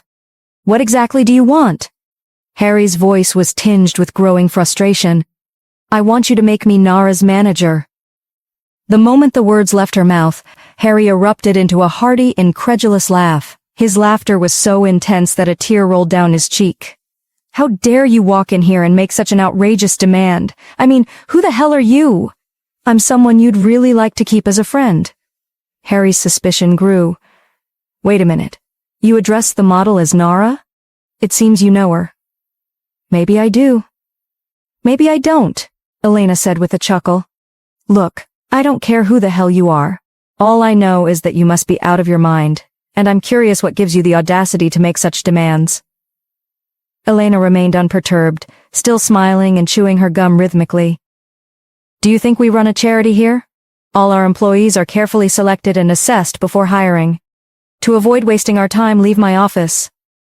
Elena fell silent, rummaging through her bag before producing an envelope. "Here," she said, passing it to Harry. "What's in there?" Harry asked, his suspicion evident. "You won't know unless you open it," Elena replied smoothly. Reluctantly, Harry accepted the envelope. As he opened it and saw its contents, his face turned pale, and he threw the pictures onto the table in shock. The pictures showed him and several Dynasty models in amorous positions. How did you get these? Who the hell are you?" Elena's laughter burst forth, loud and unabashed. She continued laughing as she stood up, her heels clicking against the floor with each step. Finally, approaching Harry, she stood behind him. She placed her hands on his shoulders. Harry, already tense and apprehensive, felt a wave of weakness wash over him, and he despised himself for it. "Imagine if these pictures got out," Elena said, her voice a whisper against his ear. "It would make headlines, Harry Salvatore in an affair with his models, and I know a journalist who could make this story even juicier. With these photos, you can bet it will be all over the news." Harry felt sweat gathering on his forehead, and his heart pounded heavily in his chest. "What do you want?" he asked, his voice strained. Elena leaned in, her breath warm against his ear as she whispered, Make me Nara Antonov's manager, and your dirty secret will remain between us. She then straightened, walking back to her chair, picking up her bag with a deliberate calmness. She dropped her business card on the table. With a smile, she headed straight for the door. Just as she reached the door, Elena paused and turned back. You have 2 days to make your decision before your secret hits the press, she warned, her tone sharp. And remember, that's not the only copy of the pictures I have. She gestured to the photos scattered on the table. There are many more where those came from, she added with a chilling smile. Elena then pulled the gum from her mouth and, with a deliberate gesture, plastered it onto the door. See you soon, Harry Salvatore, she said, her smile lingering as she closed the door behind her with a decisive click. Harry remained seated, still reeling from the shock and confusion. His mind raced, grappling with her identity and how she had uncovered his deepest secret. The thought of the scandal hitting the press and potentially destroying his hard-earned career was terrifying. Determined to understand more, he reached out and grabbed the business card Elena had left on the table. He examined the card meticulously, his eyes narrowing as he read the name printed in elegant script, Elena Kampusch. A smirk slowly formed on his lips as he uttered the name aloud, the wheels in his mind already turning. Tyler parked the car swiftly in front of Gordon's house. Nara, still weighed down by sadness and frustration from the events at Andrew's house, got out of the car. She sighed deeply and walked inside, her face showing clear signs of her distress. Her eyes were red and bulging. As she walked through the hallway upstairs, Stella came out of Gordon's room, looking worried. Suddenly it hit her that she had forgotten about Gordon while she was carried away by everything that had happened when she went to see Andrew. Nara, dear, where have you been? Stella asked, her voice filled with concern. Didn't Jeffrey tell you? Nara replied, trying to avoid the question.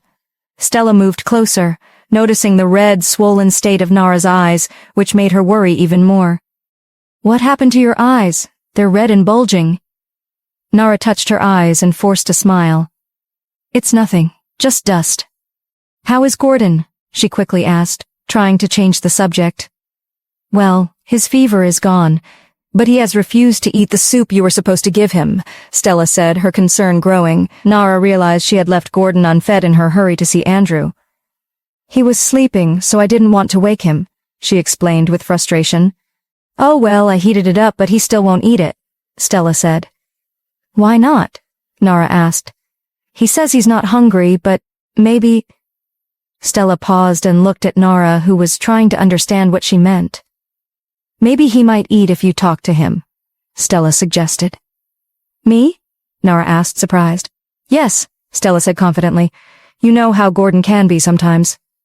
Just give it a try, dear, Stella urged, her expression innocent and pleading. Nara sighed and agreed. All right, I'll give it a try. Stella's face lit up with relief. Thank you, she said, hugging Nara. He's already awake, so you can give him the soup now. Nara nodded with a smile and walked into Gordon's room. Gordon was awake, sitting up in bed. Despite his illness, he was still strikingly handsome. Nara couldn't help but notice that, and she wondered how someone, despite being sick, would still look effortlessly gorgeous, though his lips were chapped and his eyes looked dull. When he saw Nara, his face brightened with a hint of excitement that he quickly tried to hide. How are you feeling now? Nara asked, sitting beside him on the bed. She placed her hand on his forehead to check his temperature. Your fever is gone, she noted. Gordon nodded slightly. Nara turned to see a bowl of steaming soup on the table. Stella says you've refused to eat, she said. I don't have an appetite, Gordon replied softly. Nara smiled gently and picked up the bowl. You need to eat to get your strength back, she said, scooping a generous amount of soup onto a spoon. She held the spoon up to him, urging him to eat. Eat, she said softly.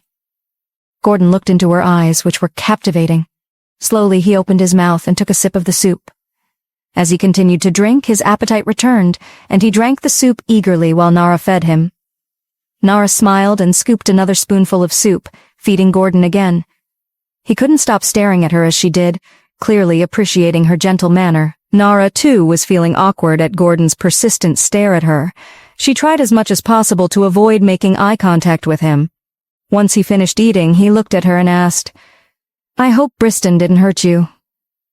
Nara placed the bowl on the table. She had already forgotten about her earlier encounter with Briston because of the events of the whole day. "You know, you didn't have to hit him like that," she said. Gordon sighed. "He shouldn't have laid his filthy hands on you." Nara smiled. "Well, I was handling it already." "It didn't seem like that to me," Gordon replied. Nara laughed and gave him a light pat on the arm. Gordon playfully cried out, holding his arm in mock pain and closing his eyes. Nara became concerned. "Are you okay? Did I hit you that hard?" She leaned over to check on him. Suddenly, Gordon began to laugh lightly. "You pretender," Nara said, giving him another gentle tap. They both laughed. Gordon then asked, "Did anything happen?" "What do you mean?" Nara replied, surprised. "Your eyes, they're red and swollen." "Oh, it's nothing," she said quickly, touching her eyes. Gordon scrutinized her, sensing she was hiding something. He knew it was unusual for her eyes to change so quickly. He was determined to find out what had really happened, but Nara was not ready to talk about it. Deep inside, she hoped Gordon wouldn't press further. Gordon started to say, but a knock on the door interrupted him. Nara felt a wave of relief and silently thanked her luck. "Come in," Gordon said softly, still weak. Jeffrey entered quietly and closed the door behind him. Nara glanced at him with annoyance, while Jeffrey quickly turned his attention to Gordon. "How are you now, sir?" Jeffrey asked. Gordon nodded. "Did you bring the files I asked for?" "Files? Don't tell me you still want to work even though you're unwell," Nara asked, surprised. Gordon smiled. "It's nothing serious, just some documents I need to sign." He extended his hand to take the files from Jeffrey. "How is the project going?" Gordon asked. "We've started demolition. Construction should begin in a few weeks," Jeffrey informed him. Gordon nodded, pleased with the update. He flipped through the files with intense focus. Finally, he looked up and extended his hand. "Can I have a pen?" Jeffrey quickly reached into his suit pocket and pulled out a black fountain pen. "Here," he said, handing it to Gordon. Gordon took the pen and signed each document carefully. After finishing, he handed the signed papers back to Jeffrey.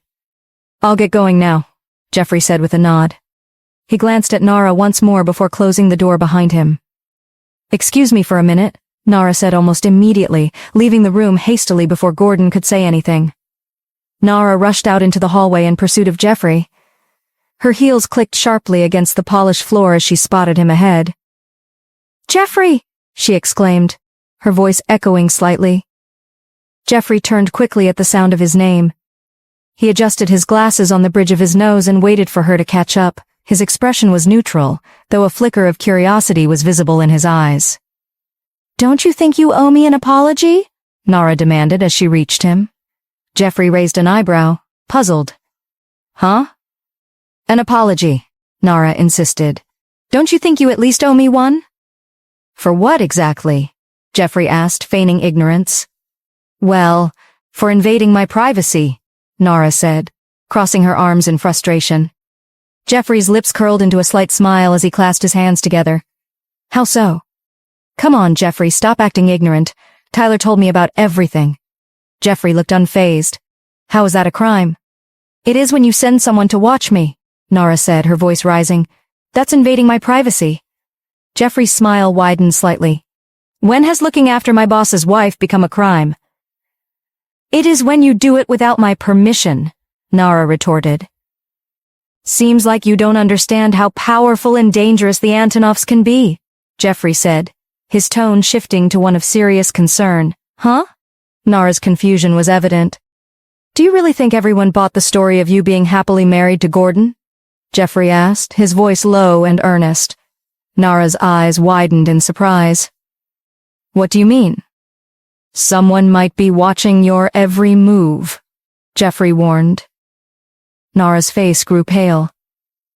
"Don't you think meeting up with Andrew might be a little too risky?" "Are you saying that I can't see Andrew anymore?" she asked, her voice tinged with anxiety. Jeffrey sighed, looking pained. "Look, Nara, I'm not saying that. I'm just saying you should keep such meetings discreet. Gordon has worked so hard to reach this level. One wrong move and everything could crumble." Nara exhaled deeply, taking in Jeffrey's words. She nodded, starting to understand the gravity of the situation.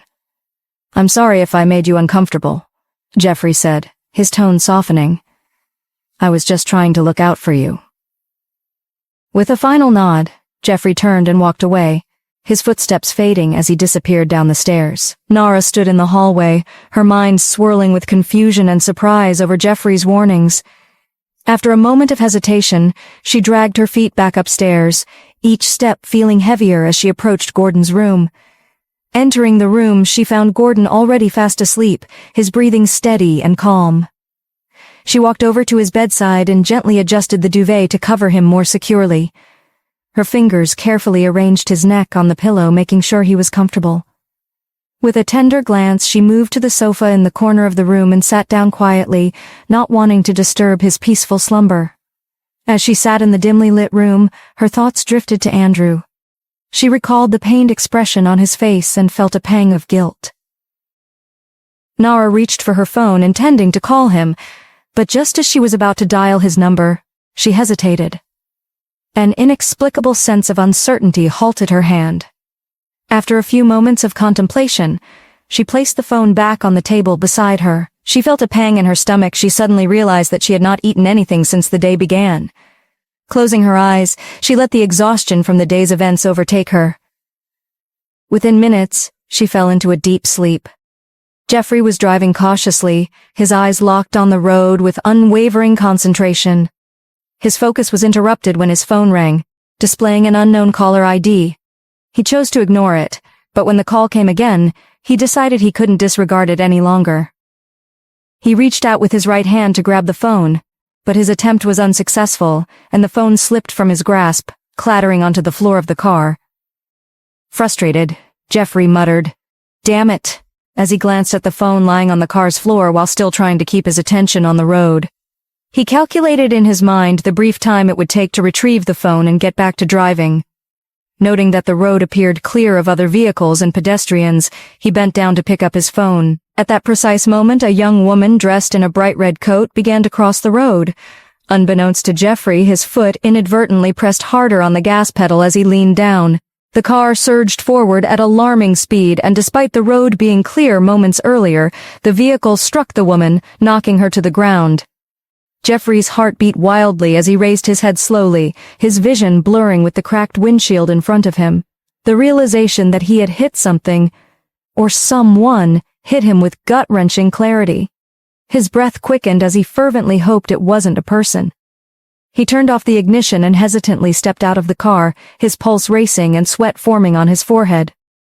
As he approached the front of the vehicle, the scene before him was horrifying. A young woman lying in a pool of her own blood, her body contorted and motionless. Jeffrey's mind raced, a wave of panic washing over him as he muttered, "What have I done?" Desperation took hold as he crouched beside her, carefully turning her over. Despite the blood staining her face, he recognized her face. She was the woman he had met at the bakery. His heart raced even faster and his palms grew clammy. Realizing the urgency of the situation, he quickly lifted her into his car. With his heart racing and sweat streaming down his face, he knew he had to rush her to the hospital immediately. Every second counted, and the fear of being responsible for her death fueled his frantic drive. Jeffrey burst into the hospital, his face etched with panic and desperation. He carried her in his arms, her body limp and her face pale. The hospital's sterile lights illuminated the bloodstains on his hands and clothes. "Help! Help me! She was in an accident!" Jeffrey shouted as he burst into the hospital, cradling a woman in his arms. A nurse quickly arrived with a stretcher. "Lay her on here," she ordered urgently. Jeffrey, hands shaking with fear, gently placed her on the stretcher. Seeing her unconscious made his heart race with panic. He knew he was responsible for her condition, something he never imagined. Will she be okay?" Jeffrey asked, gripping the nurse's hand as she prepared to move the stretcher. "She will be if you let me go so I can help her," the nurse replied. Jeffrey released her, but his anxiety only grew. "Go to the counter and fill out the medical form," the nurse said before pushing the stretcher away. Jeffrey watched as they disappeared into the ICU, praying desperately for her survival. He walked to the counter where two nurses were working at the computer. I need to fill out a form," he said quietly. One nurse looked up, noticing his trembling hands stained with blood. What happened? She asked. She was in an accident, Jeffrey said. Who? The nurse inquired. Jeffrey couldn't answer. He was too distressed. The nurse handed him the form, realizing he was unable to provide more details. Jeffrey took the form and sat down in the lobby to fill it out. As he reached for his pen, he saw his bloody hands and was overwhelmed by images of her lying on the ground. He tried to push the thoughts away, telling himself she would be fine. Suddenly, he was struck by a new realization. He didn't even remember her name. Apart from knowing she worked at the bakery, he knew little else about her. Panic surged as he dropped the form onto the chair, his face a mask of fear and frustration. His day, which had started off well, had spiraled into chaos, and he was left grappling with the harsh reality that someone was in the ICU because of him. The cool breeze rattling the window woke Gordon from his sleep. He slowly opened his eyes, taking in his surroundings. He walked towards the window and shut it tightly. He saw Nara huddled on the sofa, shivering from the cold. He got out of bed, picked up the duvet, and quietly covered her. She smiled warmly as if she had been expecting this. Gordon glanced at the wall clock and realized it was already evening. Surprised by how long he had slept, he suddenly heard a grumbling noise. He looked around to find the source and discovered that it was coming from Nara's stomach. He wondered if she had not eaten. He looked at himself in the mirror and saw he was still pale, but he felt stronger and had enough energy to stand. He decided to quickly take a bath and get something to eat for Nara before she woke up. He hurried to the bathroom. The sound of splashing water woke Nara from her sleep. She opened her eyes, yawning and scratching them. The splashing sound made her more alert. She noticed she was covered with a duvet even though she hadn't been before. Looking around, she saw Gordon's bed was empty. He was no longer on the bed. She realized the splashing was coming from him in the bathroom and figured he might come out half naked. She needed to act fast, else she would have to see him come from the bathroom, and it would cause an awkward situation. On second thought, she realized that if she left like that, he would know by the sound of the door. She was caught between the options of pretending to be asleep or leaving. Then she decided to leave. As she stood up, the bathroom door swung open, and Gordon walked out with a towel around his waist, his upper body bare. Nara was stunned, unable to move. Gordon was not only handsome but also had a well-built physique, a nice body. As Gordon ran his fingers through his wet hair, Nara's mouth fell open in shock. She was mesmerized by how attractive he was. She stood frozen, unable to speak, just staring at him. "You are awake," Gordon exclaimed, surprised to see her already awake. "Nara?" Gordon called, trying to snap her out of her daze. She continued to stare, unable to believe how fit he looked under his clothes. "Nara?" he called again, flicking his fingers to get her attention. Nara snapped back to reality, muttering, "Huh? Huh?" Embarrassment washed over her as she realized she had been staring at him. She worried about what he might think of her. Gordon looked at her with confusion, then shook his head and walked to his dressing mirror. Nara was surprised at how casual he was about the situation. I'll get going now," she said quickly, eager to leave and escape her embarrassment. As she tried to leave, she slipped on the water droplets on the floor from Gordon's wet body. She fell, but Gordon caught her. Nara felt his strong, soft arms around her and was mesmerized by his eyes. For a moment, she forgot about her problems with Andrew. "Are you okay?" Gordon asked, still holding her. Yes, Nara replied, trying to calm her breath and racing heart. Gordon gently helped her to her feet. I will be going now," she muttered and quickly ran out, closing the door behind her. She leaned against the door, panting heavily, unable to believe what had just happened. She still felt Gordon's warm touch on her body and her heart raced with embarrassment. Her cheeks flushed red as she realized she had openly drooled over him. "Ah!" she screamed, and then rushed back into her room, slamming the door behind her.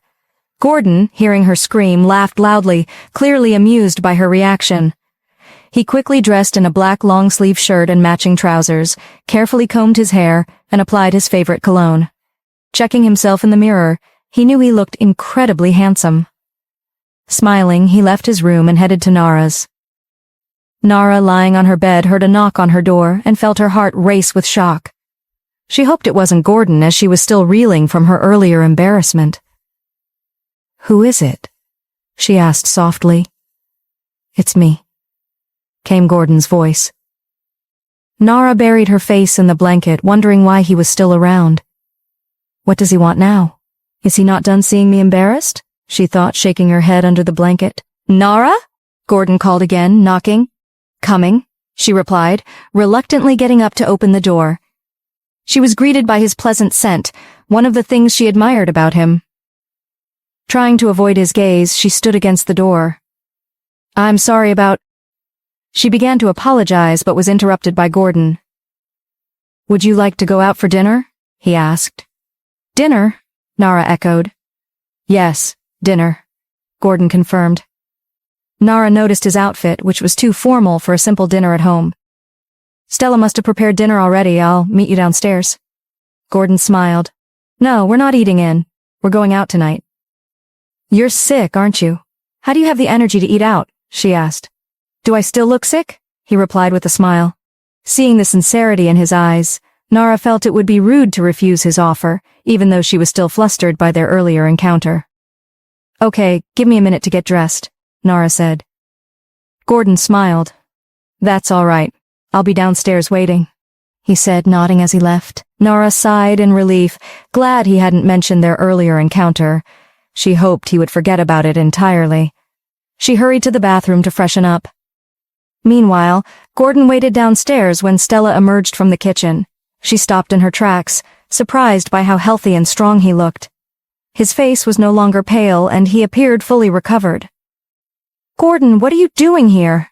She asked, astonished. She touched his face and body, amazed at how quickly he had recovered.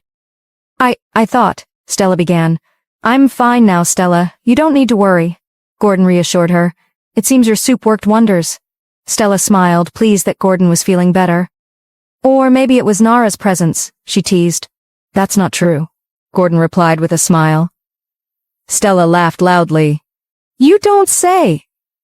I don't know what you're talking about, he said, pretending not to understand.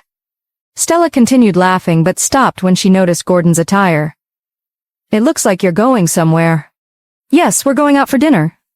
We? Stella asked, raising an eyebrow. Yes, Nara and I, Gordon confirmed. Stella looked at him mischievously. Since when did you start taking Nara out for dinner? I just wanted to thank her for taking care of me today, Gordon explained. Stella eyed Gordon teasingly. You don't say. Just then, Nara came down the stairs, dressed in a short white dress and silver heels. Her hair was neatly styled in a bun, and her makeup was light. As she walked, she smiled radiantly, catching the attention of both Gordon and Stella. You look so beautiful, dear, Stella said warmly as Nara approached them. Thank you, Nara replied with a smile. She turned to Gordon, who smiled back at her. Shall we? He asked. Nara nodded, and Stella waved them goodbye. You guys have fun tonight. Outside, Gordon swiftly opened the door to one of his cars, then hurried around to open Nara's door for her. You're driving today? Gordon asked. Yes, of course, Nara replied. Oh, that's unusual. Your driver usually drives you around? Gordon noted. Gordon smiled. Well, tonight is different, Miss Vespertine. Nara couldn't help but laugh. She had missed him calling her Miss Vespertine, and this time it seemed more playful than formal. Get in, Gordon said softly. Nara smiled and got into the car. She felt a rush of anticipation. She was eager for dinner and hungry after not eating all day. As Gordon drove, Nara couldn't help but watch him. His driving reminded her of Andrew, evoking a sense of nostalgia. She thought about how she and Andrew used to go out for dinner on nights like this, and marveled at how quickly time had passed. She looked at how relaxed he was as he drove. She couldn't help but smile. Suddenly, a wave of guilt washed over her. She realized she needed to tell Gordon about her meeting with Andrew. I met with Andrew today, she said, staring straight ahead to avoid making eye contact. Andrew? Who is that? Gordon asked, keeping his focus on the road. Nara was taken aback, unsure if he was feigning ignorance or truly didn't know about Andrew. My fiancé, or rather my ex-fiancé, she clarified. Oh, that Andrew. Why did you meet him? Gordon inquired. Nara paused, carefully choosing her words. Nothing much. We just had a lot of catching up to do. Gordon nodded. his expression unreadable as he continued to drive. Nara was surprised by his calm reaction. She suddenly felt foolish telling him about her meeting with Andrew. Deep down, she knew he had no business with that. Gordon was proving to be unpredictable, as she couldn't gauge his feelings about her meeting Andrew. Meanwhile, Gordon struggled to contain his emotions. He knew Nara still had feelings for Andrew, and he knew he would do nothing about it. He cared about her in a way he himself would not understand, but did he love her? That was a question he didn't know the answer to give. The only thing he knew he would do was leave everything in the hands of fate. Jeffrey had gone home to change into better clothes after a long, anxious night at the hospital. He had been there, worried and scared, waiting for news about the operation. When the doctor finally came and announced that the operation was successful, Jeffrey's overwhelming joy gave him a sense of relief he hadn't felt in hours. He had been beside her hospital bed all through the night, praying and hoping for her recovery. A nurse checking her drip interrupted his thoughts. "Are you her guardian?" she asked. Jeffrey was momentarily taken aback, not sure how to respond. He could only manage a nod before saying, "She's my friend." The nurse, noticing the stains of blood on his clothes, suggested, "Don't you think you need to go home, at least to change into cleaner clothes and maybe get her something to eat?"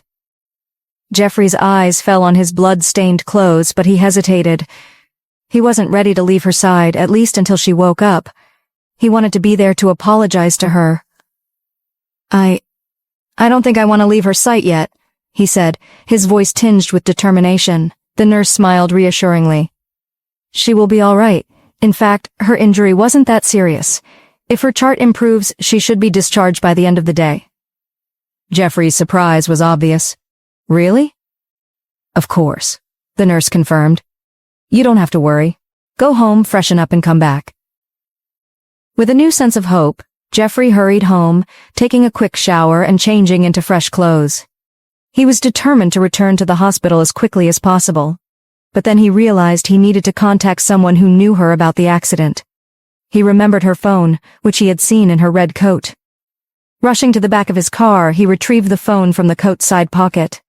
He sighed with relief but was soon dismayed to find the battery dead. He shoved the phone back into his pocket, frustration and worry clear on his face. His only option was to return to the hospital and hope for the best. Before heading back, he took the blood-stained red coat to the dry cleaners. Arriving at the hospital, he was met with a jarring sight, an empty bed where she had been. Panic surged through him. Was she dead? He quickly shook off the thought. She had been fine when he left. He rushed into the lobby where he fortunately spotted the nurse from earlier who was carrying a tray with used syringes and needles. I can't find her," Jeffrey exclaimed, his voice breathless and frantic. The nurse looked at him with a perplexed expression. "I thought you left with her." "How could I have gone with her when I obviously went home to freshen up?" Jeffrey protested. The nurse, looking slightly taken aback, replied, "She woke up a few hours ago and left just a few minutes ago." "Left? How could she have gone home? She just had surgery yesterday." "The operation wasn't serious. The doctor discharged her himself." "Didn't you think it was appropriate to at least call me?" "I assumed you left with her," the nurse said. "But it hasn't been long since she left. If you hurry, you might catch her outside." Jeffrey sighed deeply, running his hand through his hair in frustration. "Thank you," he muttered, and without another word he dashed out of the hospital in search of her. Outside, he scanned the area desperately. After a long, fruitless search, he was about to give up when he spotted a young woman standing at the corner of the street. She had a bandage wrapped around her head and another on her arm, clearly recovering from an injury. She seemed to be waiting for a taxi. Jeffrey sprinted towards her. As he reached her, he gently touched her shoulder, and she turned around abruptly. "Hey," Jeffrey said, panting heavily. She looked at him, her face a mix of recognition and confusion. "Jeffrey?" He was taken aback. You still remember me?" "Of course," she said with a warm smile. "I don't forget a familiar face." What are you doing here?" she asked, her voice laced with curiosity. Jeffrey hesitated, torn between confessing that he was responsible for the accident and keeping it to himself. He looked at her, his mind racing as he weighed his options. I came to visit my sick friend," Jeffrey said awkwardly, trying to hide his anxiety. Oh, that's all right, she replied with a hint of relief in her voice. What happened to your head? Jeffrey asked, feigning ignorance about the accident. Oh, I was in an accident yesterday, but the doctor discharged me today. He says I'm free to go, she explained, her voice calm despite her injuries. I'm so sorry.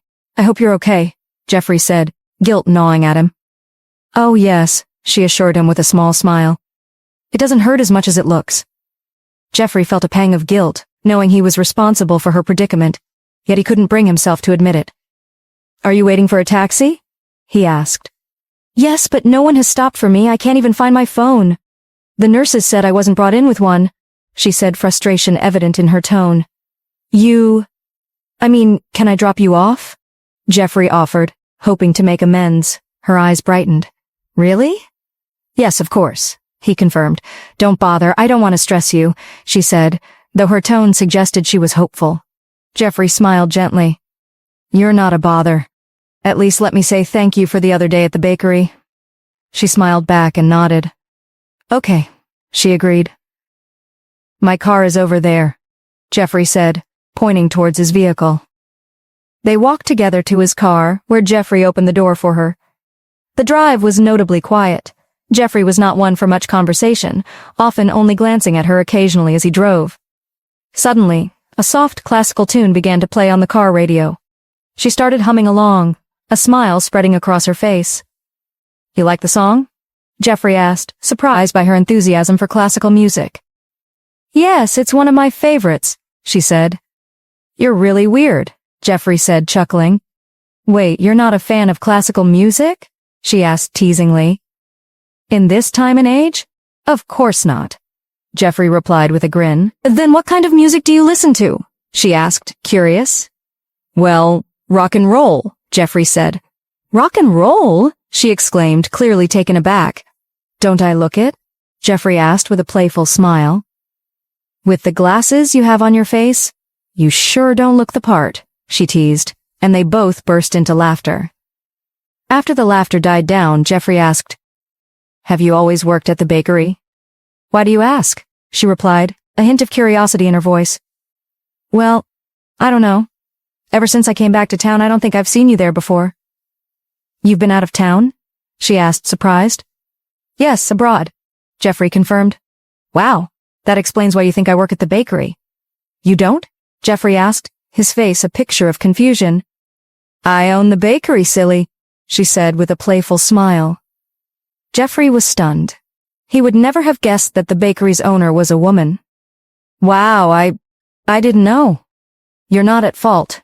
Not everyone knows, she said with a reassuring smile. Jeffrey, still in disbelief, shook his head in amazement at his own ignorance. You can stop here, she said, cutting him off from his thoughts. Here?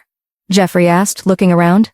Yes, I live in the house over there, she said, pointing to a well-maintained, elegant building. Jeffrey pulled the car to a stop and quickly got out to open the door for her. Thank you, she said, smiling warmly. Jeffrey nodded, his face a mix of relief and unease. See you around later, she said, waving as she started walking towards her house. As Jeffrey watched her walk away, a pang of guilt hit him. He realized he needed to tell her the truth, that he was the one who had hit her. Hey, he shouted, running after her. Did you forget something? She asked, turning around in surprise.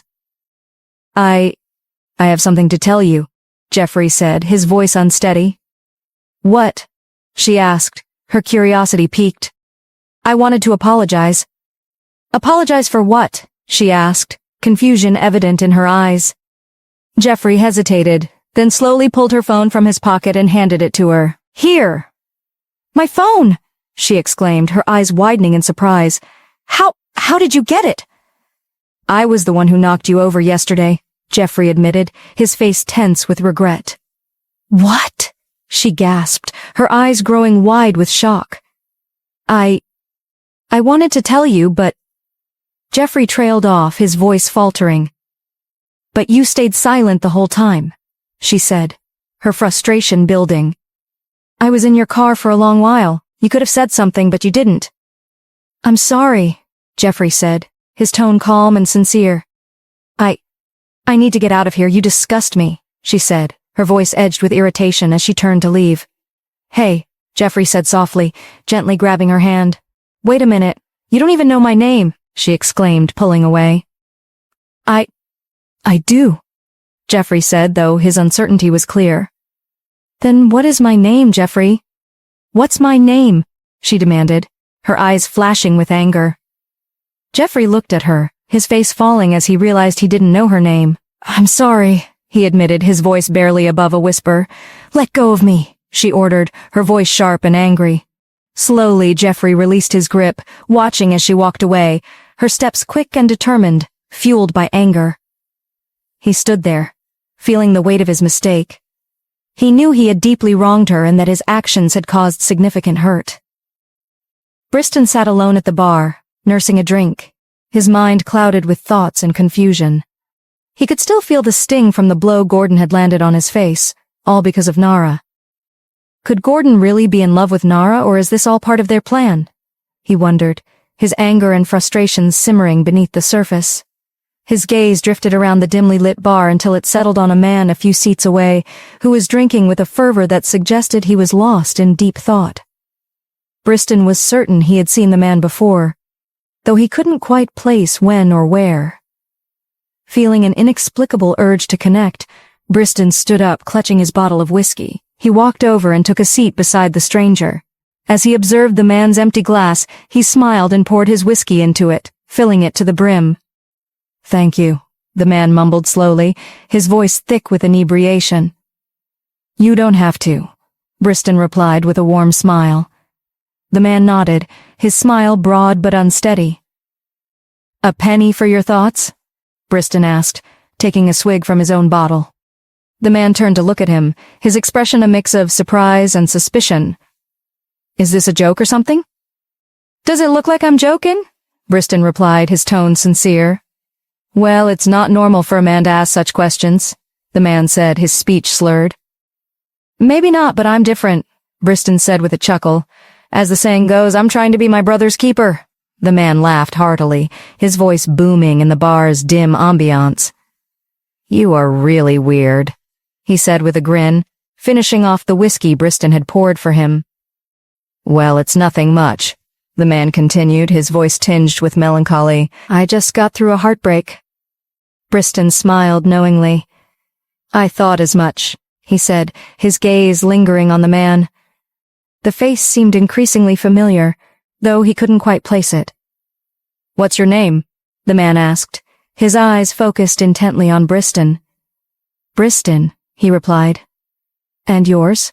Briston asked in return. "Andrew," the man answered. Briston's eyes widened in shock. He realized with a jolt that this was Andrew, the very man Nara had introduced as her fiancé. This was the Andrew he had searched for endlessly, the one he had been looking for all this time. Nara's Andrew was sitting right before him. Briston looked at him with a mixture of surprise and astonishment. "Andrew?" Briston asked, his voice tinged with bewilderment. Andrew turned his head slowly, his eyes narrowing as he assessed Briston. "You act surprised. Are you hearing the name for the first time?"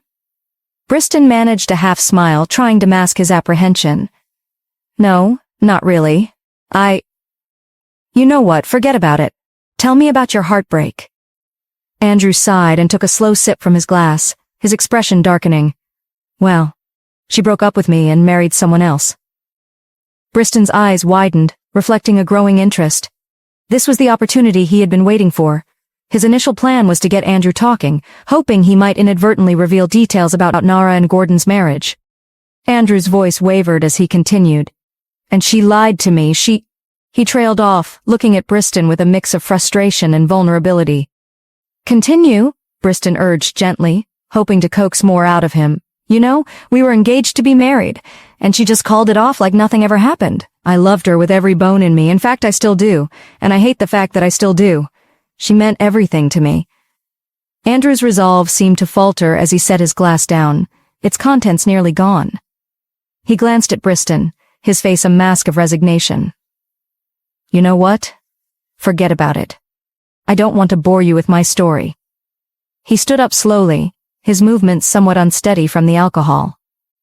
Andrew looked at Briston with a tired smile. It's nice talking to you, but I didn't do anything. I just listened, Briston replied, trying to keep the conversation going. All the same, it was nice. I need to get going now, Andrew said, his voice trailing off. Briston's heart raced. He had been searching for Andrew for a long time, and now that he had found him, he wasn't ready to let him slip away without getting the information he needed. However, seeing Andrew's tired and worn-out demeanor, Briston realized pushing him further might not be productive at that moment. Hold on. You can have my number if you need to talk again, Briston offered, trying to sound casual. He picked up his phone, quickly dialed his number and let it ring before handing it over to him. Andrew, too inebriated to fully grasp the situation, stared at the phone with a faintly puzzled look. Your number? Yes, of course, Briston confirmed with a reassuring smile. Now you can call me if you need to. Andrew accepted the phone with a nod and a half-hearted smile. He was too tired to protest. Well then, I'll get going now. Bye, Briston said, bidding him farewell with a hint of relief. As Andrew took a few steps away, he suddenly paused and turned back towards Briston. There was a moment of recognition as he squinted at Briston, who suddenly felt a wave of anxiety. Andrew started walking back, his face showing signs of realization. Don't I know you from somewhere?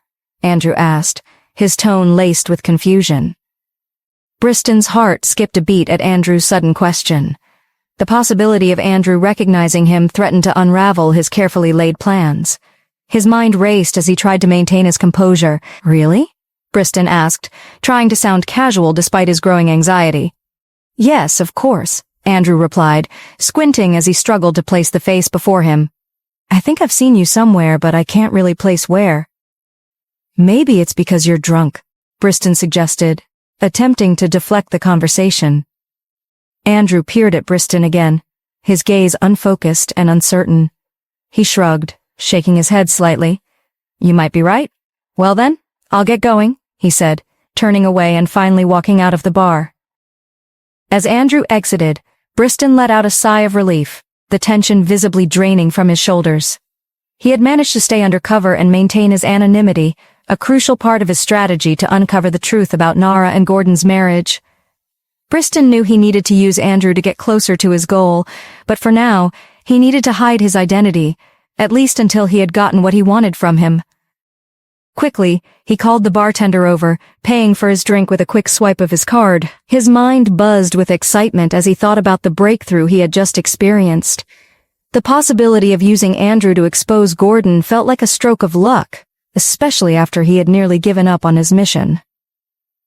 With renewed determination, Briston hurriedly left the bar and drove home as fast as he could, eager to share the news with his mother. The thought of finally being one step closer to unmasking Gordon filled him with a sense of boundless happiness and hope. Penelope had just finished her afternoon nap and was taking a leisurely walk around the villa's expansive grounds. The sun cast a warm glow over the manicured gardens, but her mind was far from at ease. She walked aimlessly, her thoughts swirling with worry and frustration. Ever since Peter's unexpected reappearance, she had been unsettled. The constant checking of her phone for any message from him had become a ritual, but each time she was met with disappointment. The suspense was eating away at her. Peter's sudden return felt like a cruel twist of fate. His departure 10 years ago had been one of the happiest moments of her life, and now his return seemed like a bitter joke.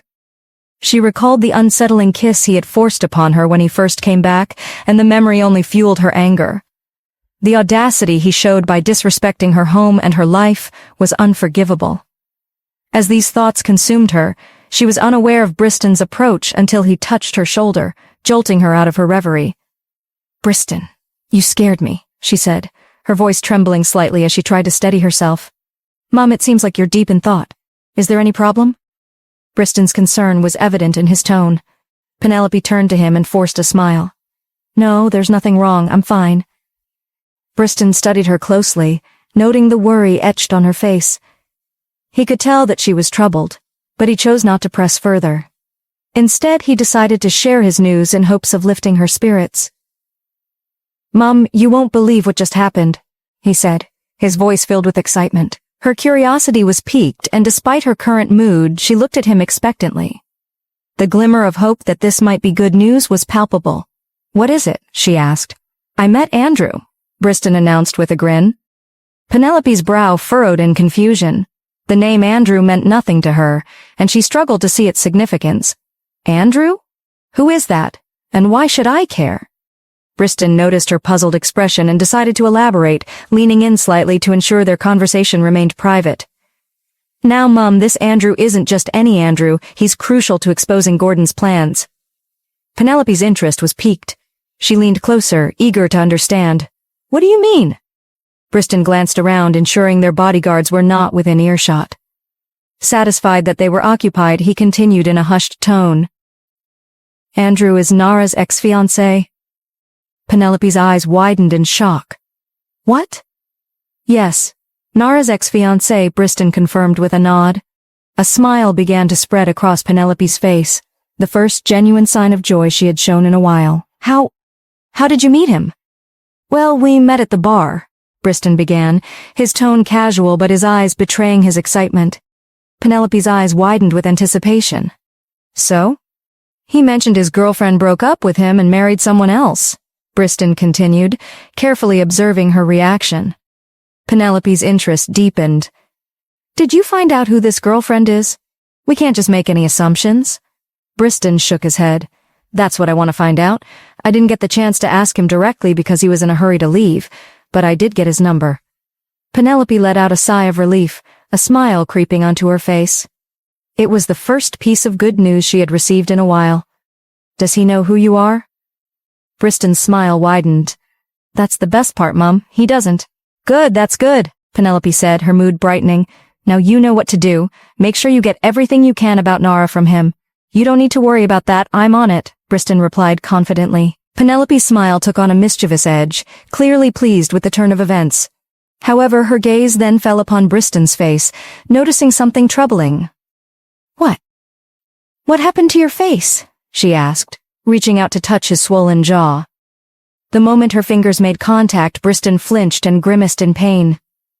Ouch. Mum, he protested. Penelope's concern deepened. What happened? Who did this to you? It's nothing, Mum. I fell, Briston lied, trying to downplay the injury. He was reluctant to reveal the truth, knowing that if Penelope discovered Gordon was the cause, she would likely chastise him for not standing up to his brother and would begin her usual lectures on why he always let Gordon power over him. She studied him with a knowing look. She could tell he was hiding something, but chose not to press the issue further. Her thoughts then turned to the previous night when Briston had skipped dinner. She knew it was because of the mark on his face. I'll call the family doctor to come over and examine it. It looks really swollen, she insisted. You don't have to worry about that, Mum. I've already applied some ointment, Briston reassured her, trying to dismiss her concern. Briston, I'm calling the doctor, and that's final, Penelope said firmly, her maternal instincts overriding any arguments. Briston sighed deeply, feeling the weight of the argument he had just been through. He forced a smile and leaned in to give her a quick peck on the cheek. I'll be in my room now, he said, turning to leave. Just as he was about to head off, she called out to him, her voice tinged with concern. Did your father tell you anything? Briston looked back, puzzled. Anything like what? Like... She hesitated, struggling to find the right words. Peter is back, she finally admitted. There was no use in hiding it. He would find out sooner or later. Briston's eyes widened with excitement. Uncle Peter is back! He practically beamed at the news. Despite being Gordon's godfather, Peter had always favored Briston, who had always cherished the bond with him. Penelope was not surprised by his reaction. She knew how much Briston valued Peter. But Mum, why don't you seem as pleased? Briston asked, noticing her subdued expression. I'm just tired, she replied, her voice weary. Okay then, I'll head to my room. I've had a long day, Briston said, flashing her a warm smile before heading off. As he walked away, Penelope couldn't help but notice the similarities between Briston's movements and those of Peter. His confident stride, the way he carried himself, everything seemed to echo Peter's presence. As she watched him go, her phone buzzed with a new message. Checking it, she saw a text from Peter, which made her heart skip a beat. She suddenly felt sweat forming on her forehead as her palms became clammy. Peter was the only one who could provoke such a reaction in her, and she despised him for it. She resented how he intruded into her otherwise perfect life, causing chaos, and then acted as if nothing had happened. She glanced at the text message again, contemplating whether to confront him. After a moment's hesitation, she resolved to see him. She resolved to put an end to his antics. She muttered with a mischievous glint in her eyes, "Peter, I promise I will teach you a big lesson."